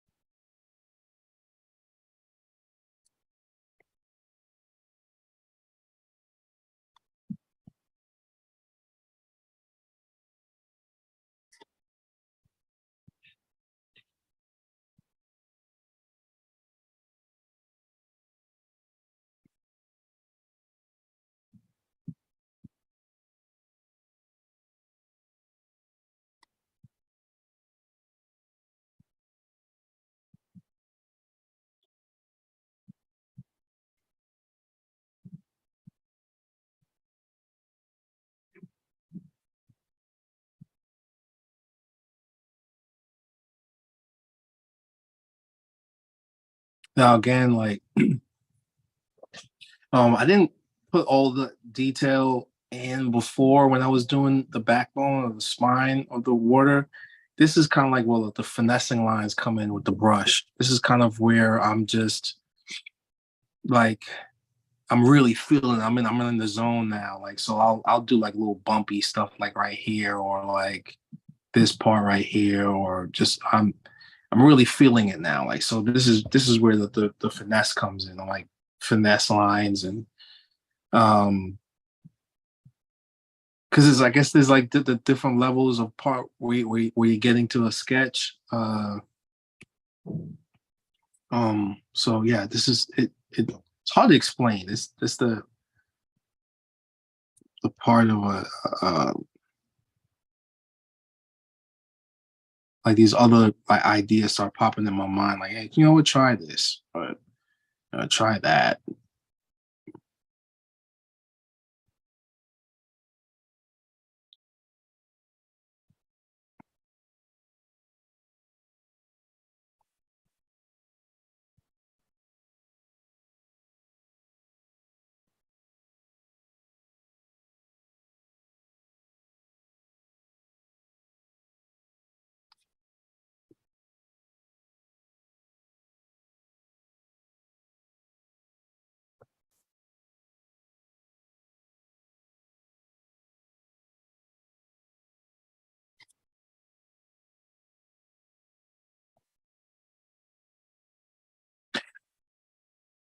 It's weird. Whenever I'm drawing finger waves, I'm thinking of Snoopy. I don't know why.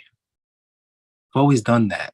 I think of Snoopy sometimes. I guess because it's like like yeah. I don't know. He looks like a finger wave to me sometimes.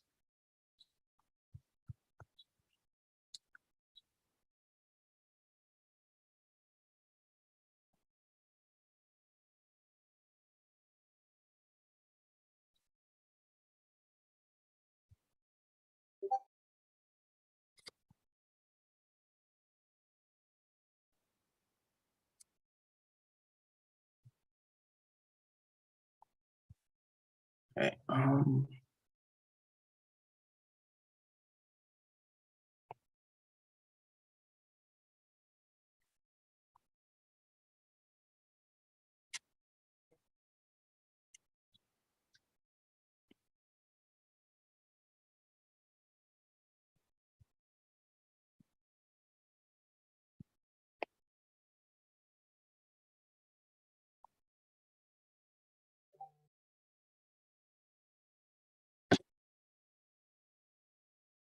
What they say in the comments is they laughing at me. No, no new comments yet, but everyone's loving it, so you're doing great.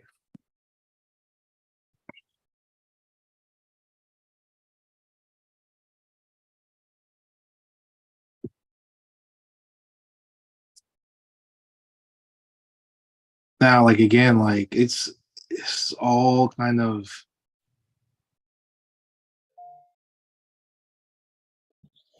it's just all repetitive motions. Like um I can't tell you how many times I've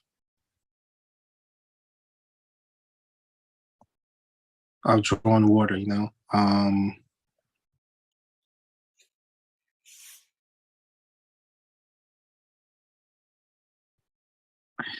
little things that like I use old lines for guidelines. I'll just off the top, like last second thought. It's very what's the word I'm looking for? Ah, I can't think of it right now.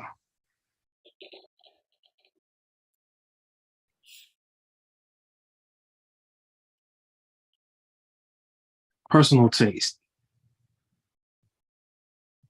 It's where your personal taste comes in. It's like it's like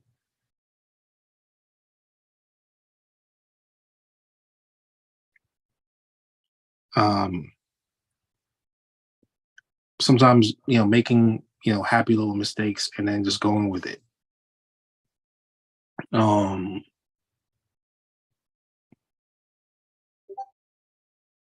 Yes, it's weird. It's something that I can't really put my finger on it when it comes to like a part like this. There's times where like I feel like I'm losing the energy from the previous sketch, but there's a new kind of energy coming in. It's like a refining energy. Um,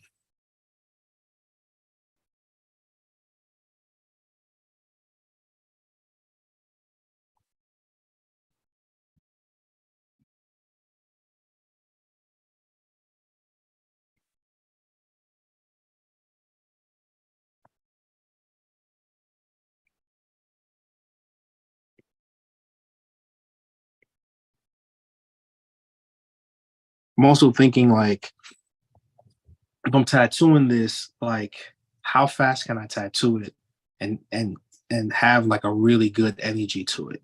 So something like this will probably take me like 2 hours to outline, all right, with a single or a 3 round, 2.5 hours maybe, depending on like how the person is sitting down. And and then I'm like, well, are we gonna do color? We're gonna do black and gray, like then it's just like how many sessions and so that's a lot of the stuff that's going on too. Like, like not trying to kill this person while I'm tattooing them, like so it's just all those things that go into this.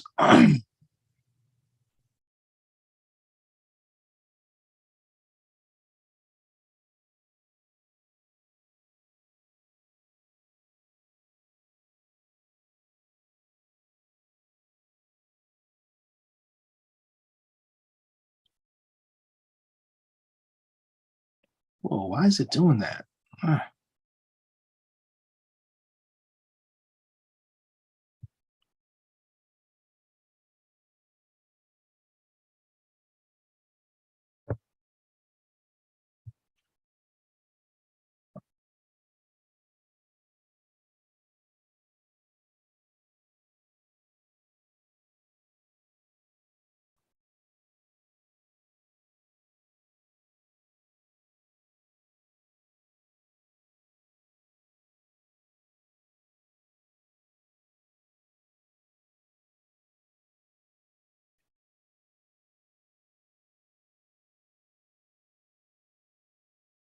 We're gonna do a part 3 of this.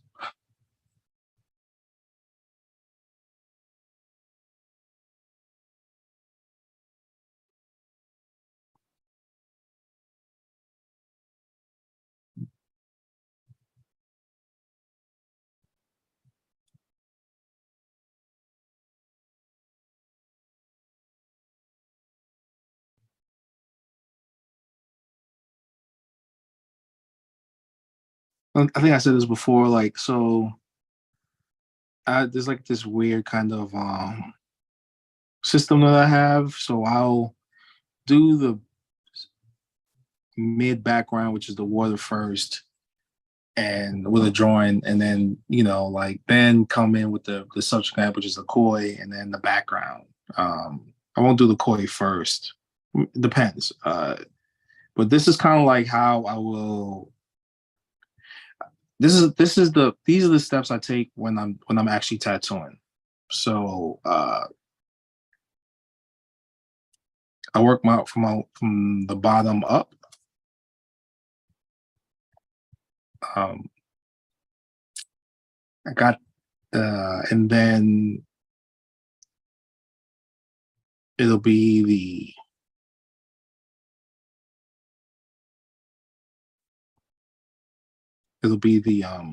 water first, or whatever the subject matter is, dragon, whatever.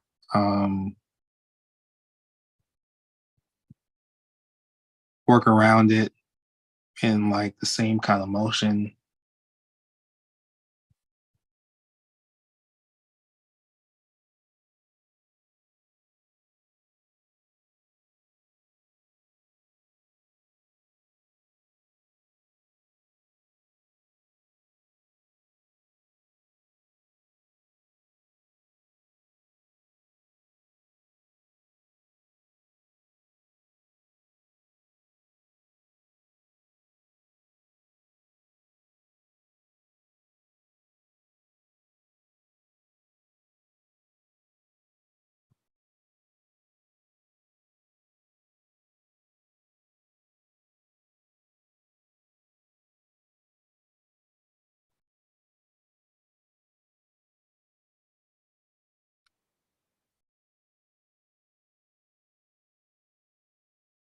So this brush pen is at, I think 20%.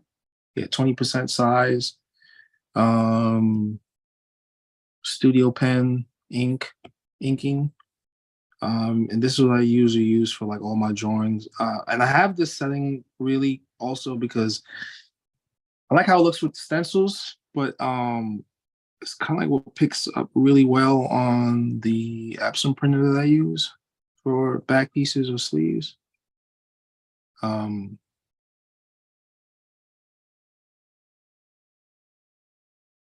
again, it's like personal taste. Well, I like that.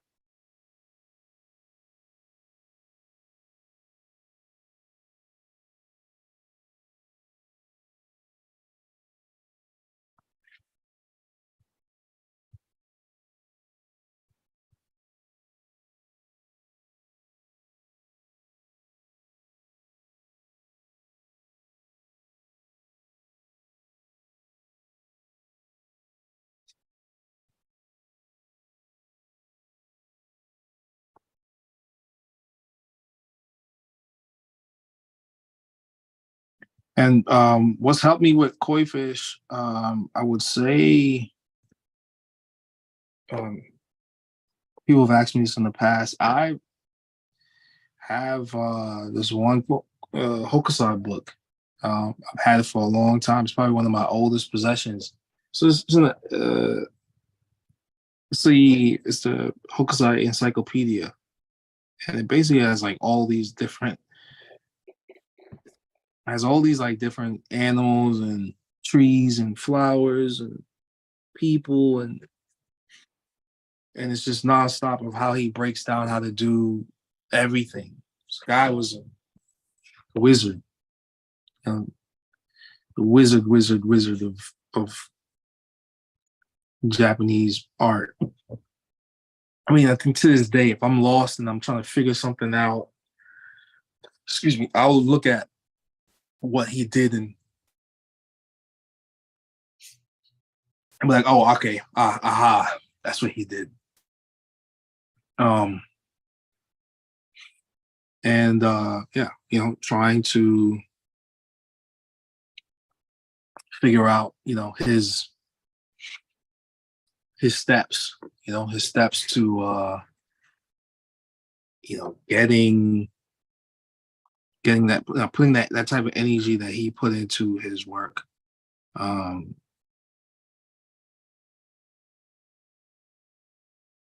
then like just looking at like regular koi and then just, here's a trick. Just look at Hokusai stuff and then look at modern animals and then just apply his lines to what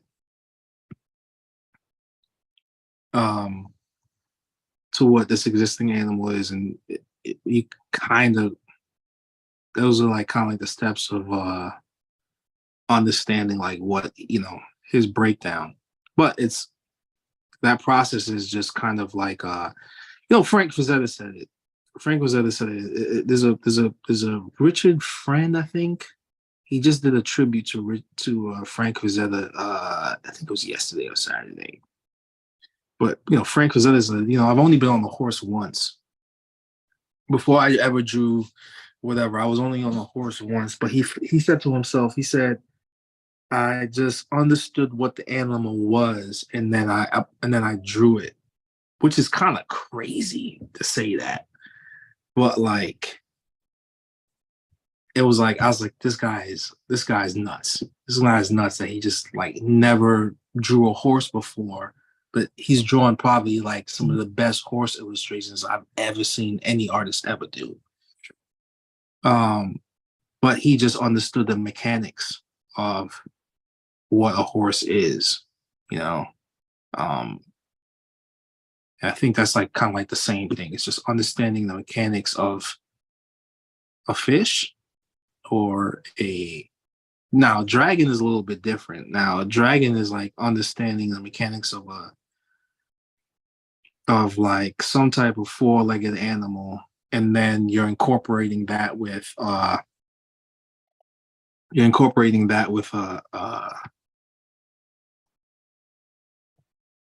a snake's body.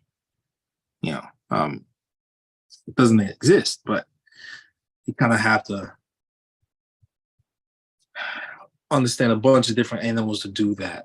Phoenix is like a paradise bird, so you could look at any tropical bird in paradise and add some really long tail feathers, and then you have a phoenix and put some flames on it, and you have a Japanese phoenix. A Kirin is either a deer or a horse with a dragon's head, and you just putting scales on it. So you kind of get away with those animals, but with the dragon is a little different. Why does that do that? And then it does weird shit like what the fuck?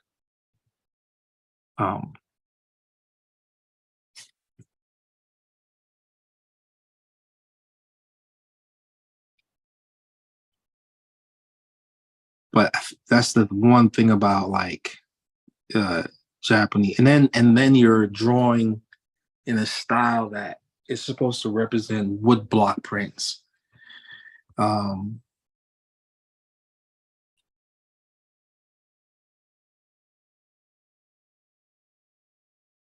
So yeah, it's very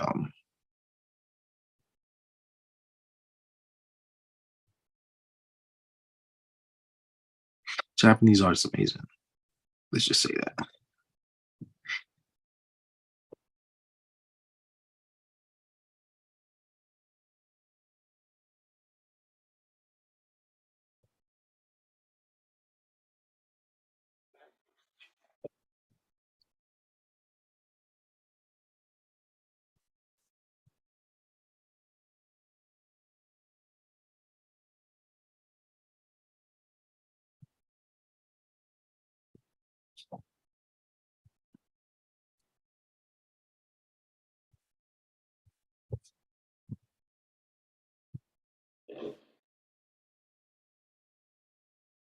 Any more questions, folks? So Hokusai is that the Edo period? Is that right? Of Japanese history. I think so. Don't quote me on this.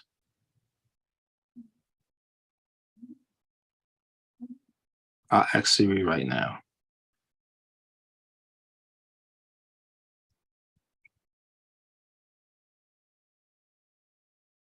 Yes. Excellent. If I'm wrong, I'm sorry. Google it.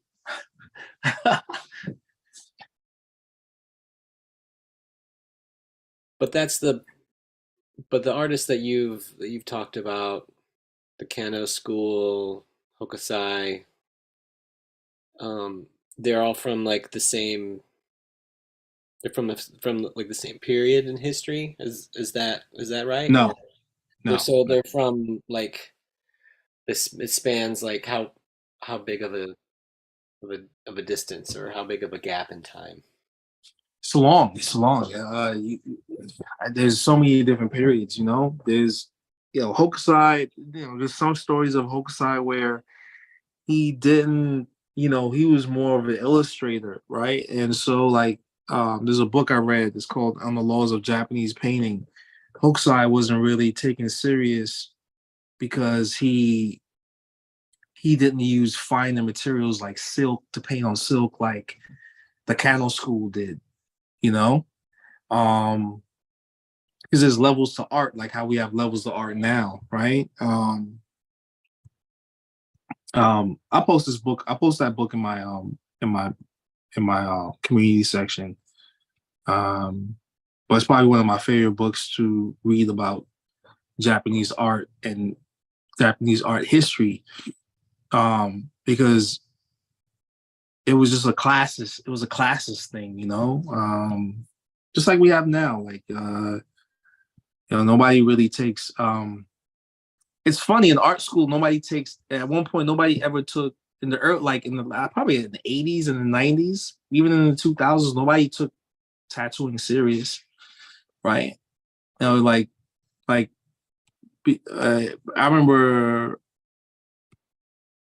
I was like in Paris and I told somebody I was a tattooer and they like literally turned it.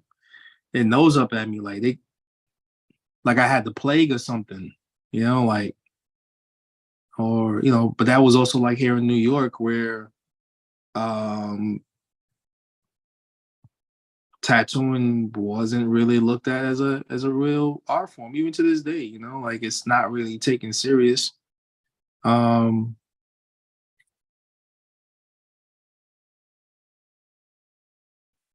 um but when the art me not say nothing. Yeah, you know, I will say it. When an artist doesn't make it an art school, they go to tattooing. So it just doesn't make it to me. I'm saying to myself, like, well, maybe tattooing is better, but it's just not really, you know, people just don't know. I don't know. So it's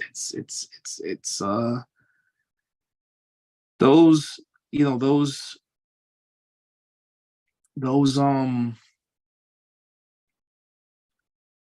those elements are still here, still there. Like, you know, like yeah, Hokusai wasn't really taken serious by the major schools. But he did more work. He's got more, like he's way more popular modern days now than ever before. Yeah, that's a crazy feat. Like I think there's a book that just came out. I got 3 of them. Somebody found some artwork from Hokusai, and I think a museum in England just reprinted them. And the book came out and it was like $30. I looked at it again like a month ago, and now the book is like $500. Like, it blows my mind, you know? And a lot of the artists that were in those prestigious schools in Japan, nobody really knows about them. Meanwhile, Hokusai is like, go, you know, try to find a original. Yeah, this book was a book of. So this is what happens when you do a print. When you do artwork for a woodblock print, it gets destroyed. That original piece gets destroyed. So Hokusai was commissioned to do these designs, and they never made it to the woodblock artist, and they were tucked away for years. And then somebody found them. Somebody sold them to somebody else, and the museum found them in Japan, and they were auctioned off, I guess. And it's crazy. Now they reproduced it. And it's an amazing. I went to the show. It's kind of crazy. Like I was so like taken away from, like I was in a different world. I was like, whoa, this is nuts. Like if these are probably some of the last designs that he ever did, and they're not destroyed. They're there. They're like the originals are tucked away somewhere in someone's vault. You know, and yeah, it's kind of crazy. So they were original drawings. They weren't the wood block reproductions. No, they're the original ones. They never, yeah. They're different. I mean, did it feel different? Like, I mean, I guess I didn't know that there was I mean, yeah, you think wood block prints, but it's like, oh, he didn't make those. There's mediated, like somebody made the wood block, but he designed it. Yeah, you design it, and they will take it, and you know, he probably had Hokusai had one of the best woodblock print artists with him, that he commissioned, you know. This guy probably had the best colors. Um,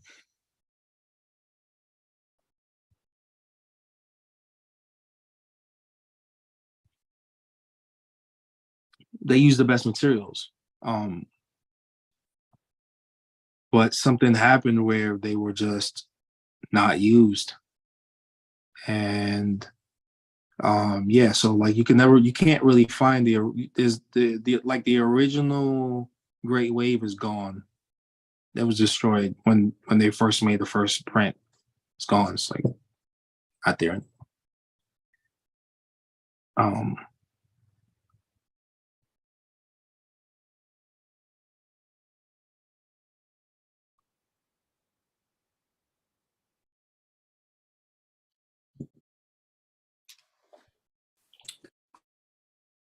Speaking of hokusai, if you like men's I guess jewelry or accessories, David Yurman has hokusai collection.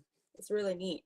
They have like dog tag with the hokusai waves and skull ring with the waves on the skull.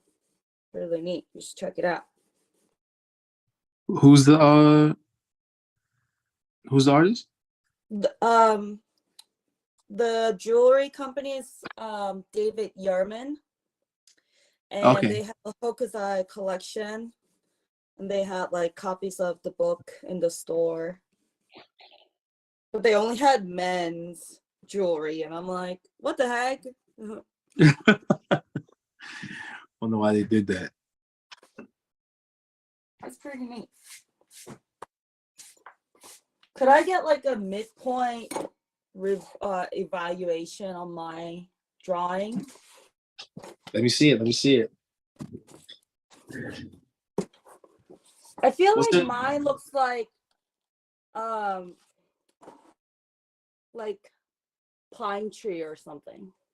Nah, that's good. That's good. Just do it. One of the things I say is just get the idea out on paper.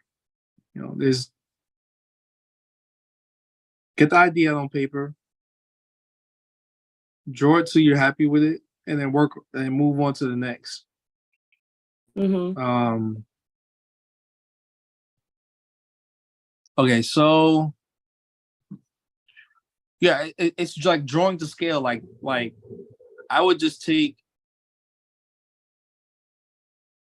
what can help is try this in the future.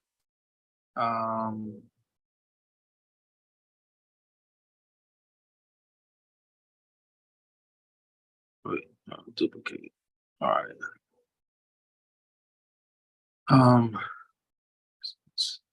This did all that. Here's something. Just draw within the box.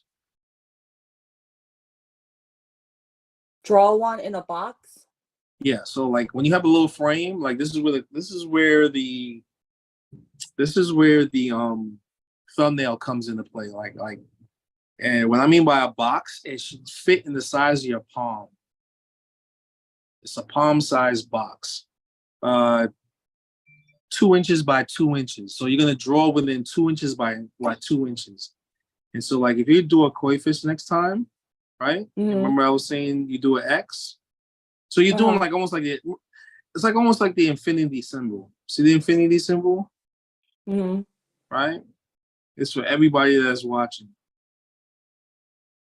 That's all you're doing. Infinity symbol. One size is bigger than the next. Now, like once you have the whole body in and you kind of put where the fins are gonna be, right? Because you have a lot of water going on, I would just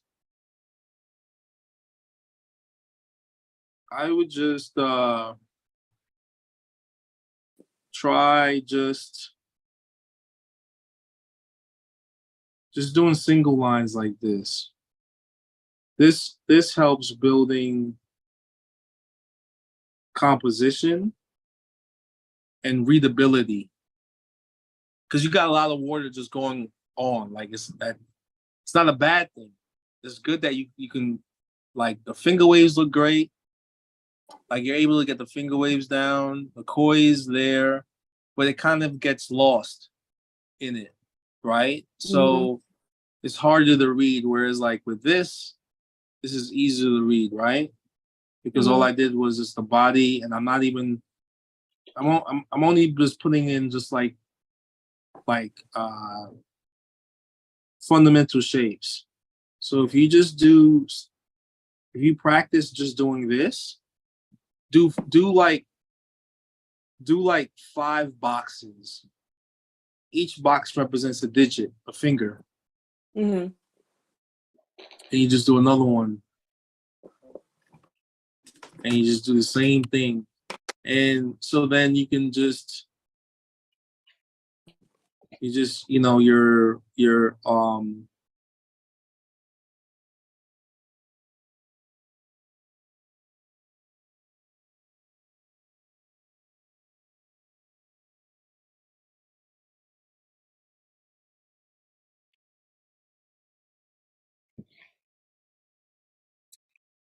like you're just adding, you're putting the shape of the koi, and then you're just using just the finger waves just to you're saying, all right, where's this water gonna splash? Where's that water gonna splash? And that kind of, so you're still taking up a lot of the paper. You're filling up the paper, but it's still readable, and that's all you do. Like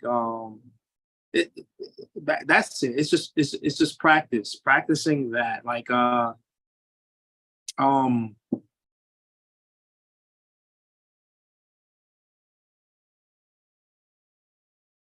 I try that. Try just getting the body of the koi, not the water first. Like so like that's what I did. Remember I sketched out the koi first. I sketched out the koi, and then once I got the koi's body down, the silhouette down, that's when I added the water. Because that's the picture of the mind. That's what I'm building up. So yeah. I think I just get so like focused on the waves that I forget that it's actually about the koi. Yeah, it's about the koi. It's about or like even if you're doing waves by itself, right? This is the cool shit. Even if you're doing waves, right? Let's say it's I'm gonna do this guy here, right? And that's what I was showing you in the sculpture. There's another wave here. So I'm gonna stack. Here's another here's what I was doing before.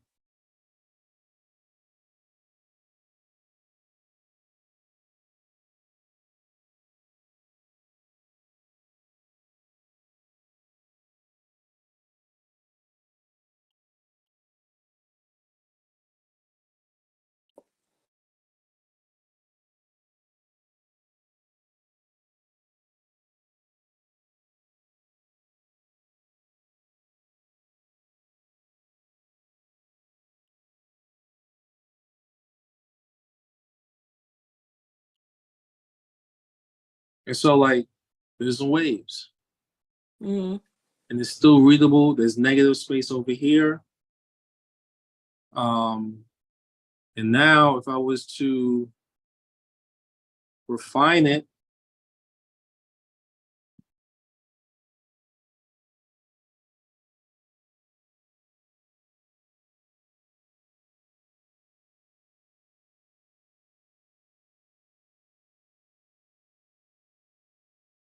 and all I'm doing is just tracing around or using that silhouette that I made as a guiding line, right? And that guiding line is like almost like if I was to squint my eyes, that squinting represents aging, right? And so like if these lines are this far apart, that's good. They're not gonna implode on each other. Okay. And so that's basically it again.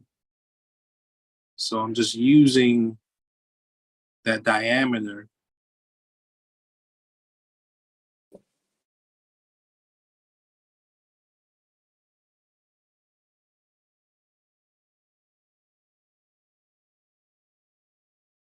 And even though it's not fully, traced around, I'm just moving with that overall shape. And then when you take that away, you see that water's right there. See that? I could do it again with like, Make it look so easy. I could do it again with like a thicker marker. All right, so this is.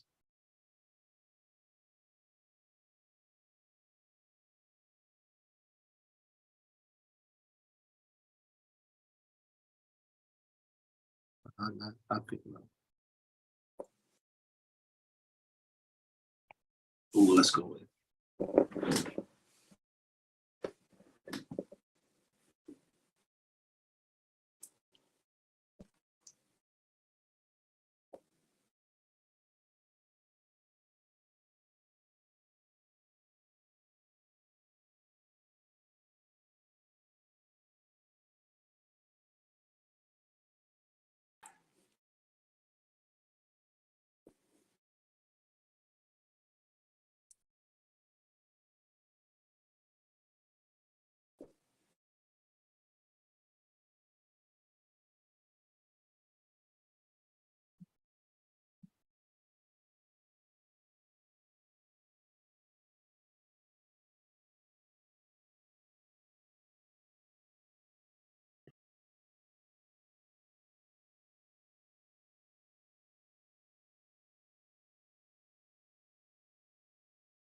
I don't like that. And if I don't like it, I'll just erase.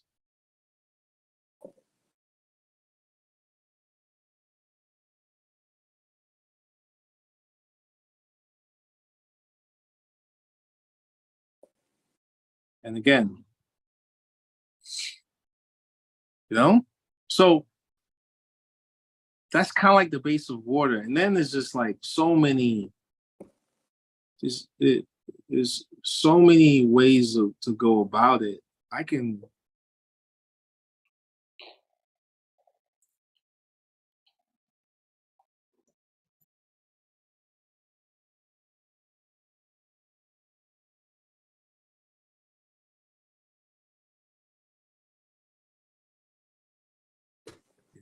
go into it and just.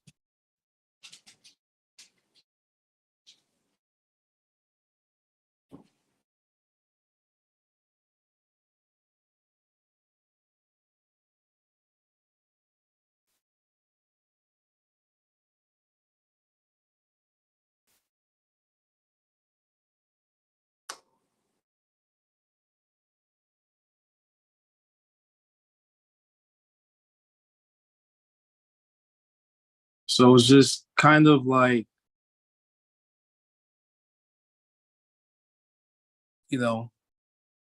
getting, because that's kind of like what water is. It's like let's say like it's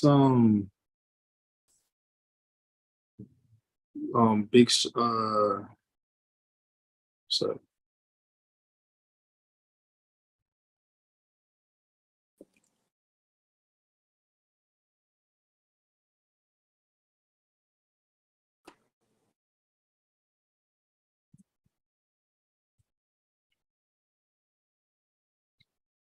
oh, here we go. This is what I was talking about before.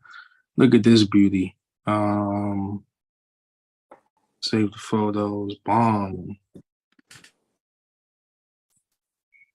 Let's get let's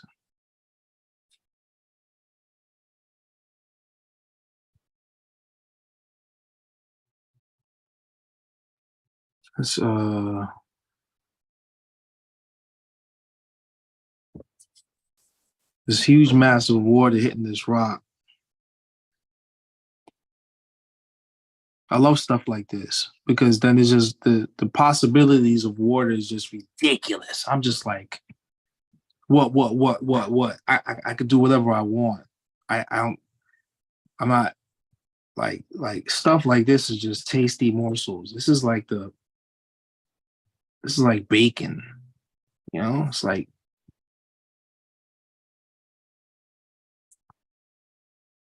and all I'm using is the direction of the ocean. This rock is huge. It's fucking huge, right? And for this type of water to be hitting this rock, oh God. Now I'm just gonna be like, what do I do? What do I do? Like let's beef this up a little bit. There we go. What do I do? I could do whatever I want. I see some motion here, right?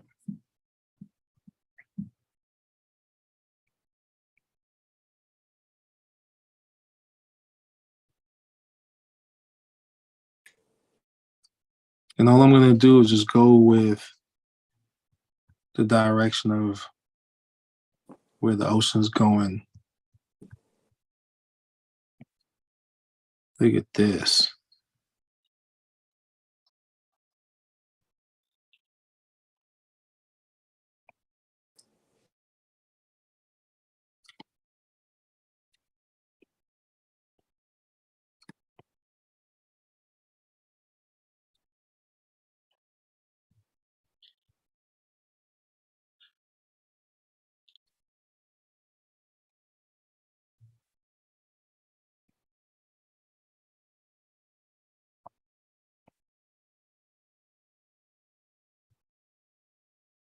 Like stuff like this is just amazing to see.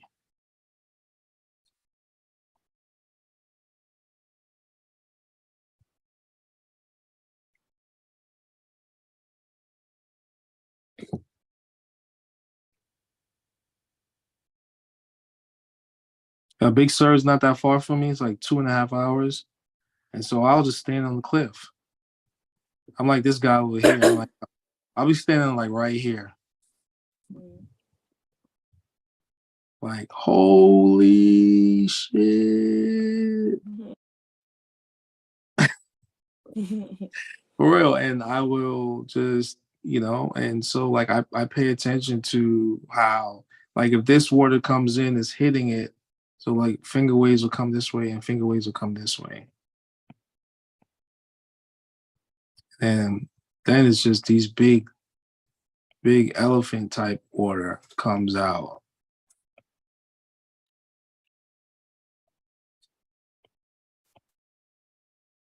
I got hit by a 2-footer and it almost broke my neck. I was like, this is crazy. So I can't imagine something like this.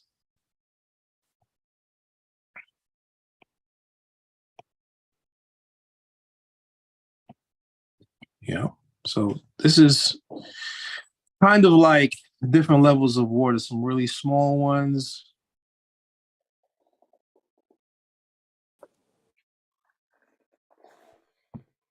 And that's kind of like how I look at things, So it's like this could be a rock, or guess what? This could be a koi fish. All right? Remember I said that? So imagine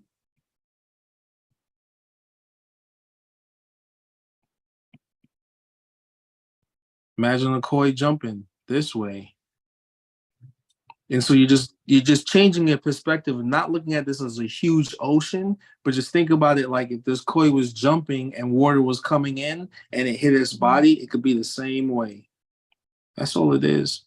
So you're just kind of like changing your perspective to make something work for you. If you don't, sometimes looking at the washing machine, this is what I'll do. Look at the washing machine and look at how the water tumbles.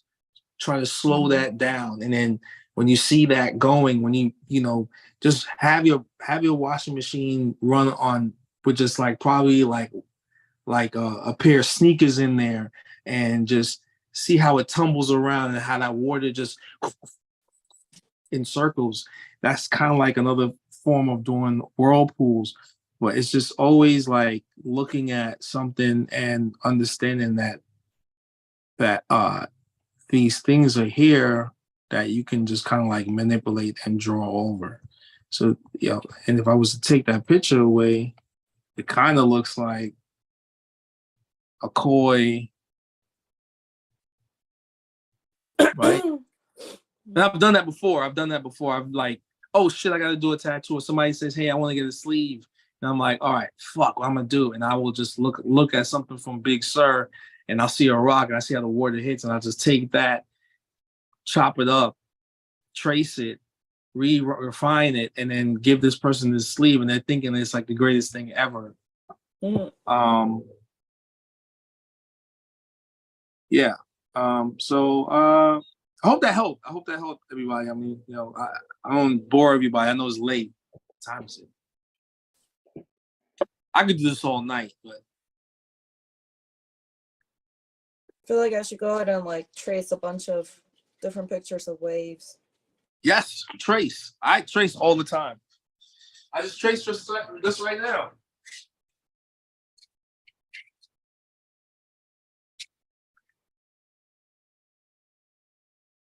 Well, yeah, well, I mean, if there's no other questions, then I guess we can wrap it up for the night. So thank you so much, Andre, for coming on. We really appreciate you taking the time to show us your techniques through all this. Yeah, no worries, no worries. This was fun. I love to follow it up. I ain't finished the scales on this koi, but it was almost done. But this was fun. I'm gonna finish this up on my stream later on tomorrow. I'm gonna color it. But again, what I was showing everybody today, I just finished up. What I was showing everybody today is just understanding silhouettes, which was the silhouette of this koi, chunky silhouettes of water, and then refining it, and then you can have something that looks like this, and it is just as powerful as if you were look at any artwork from any back piece. It's just little tricks of the trade that I picked up and what I've done myself. I'm self-taught, so that's another thing too. I'm self-taught, and yeah, these are the things that have helped me, and yeah, hope it helps. Hope it works out for everybody that's watched this in the future or now. Yeah, thank you for your time. Yeah, absolutely. Thank you. We really appreciate it. Thanks, Andre. Nicole, yep, James, Nicole, Kyle, Gerardo. Thanks, Andre. Yeah, have a good night. You take care. Night.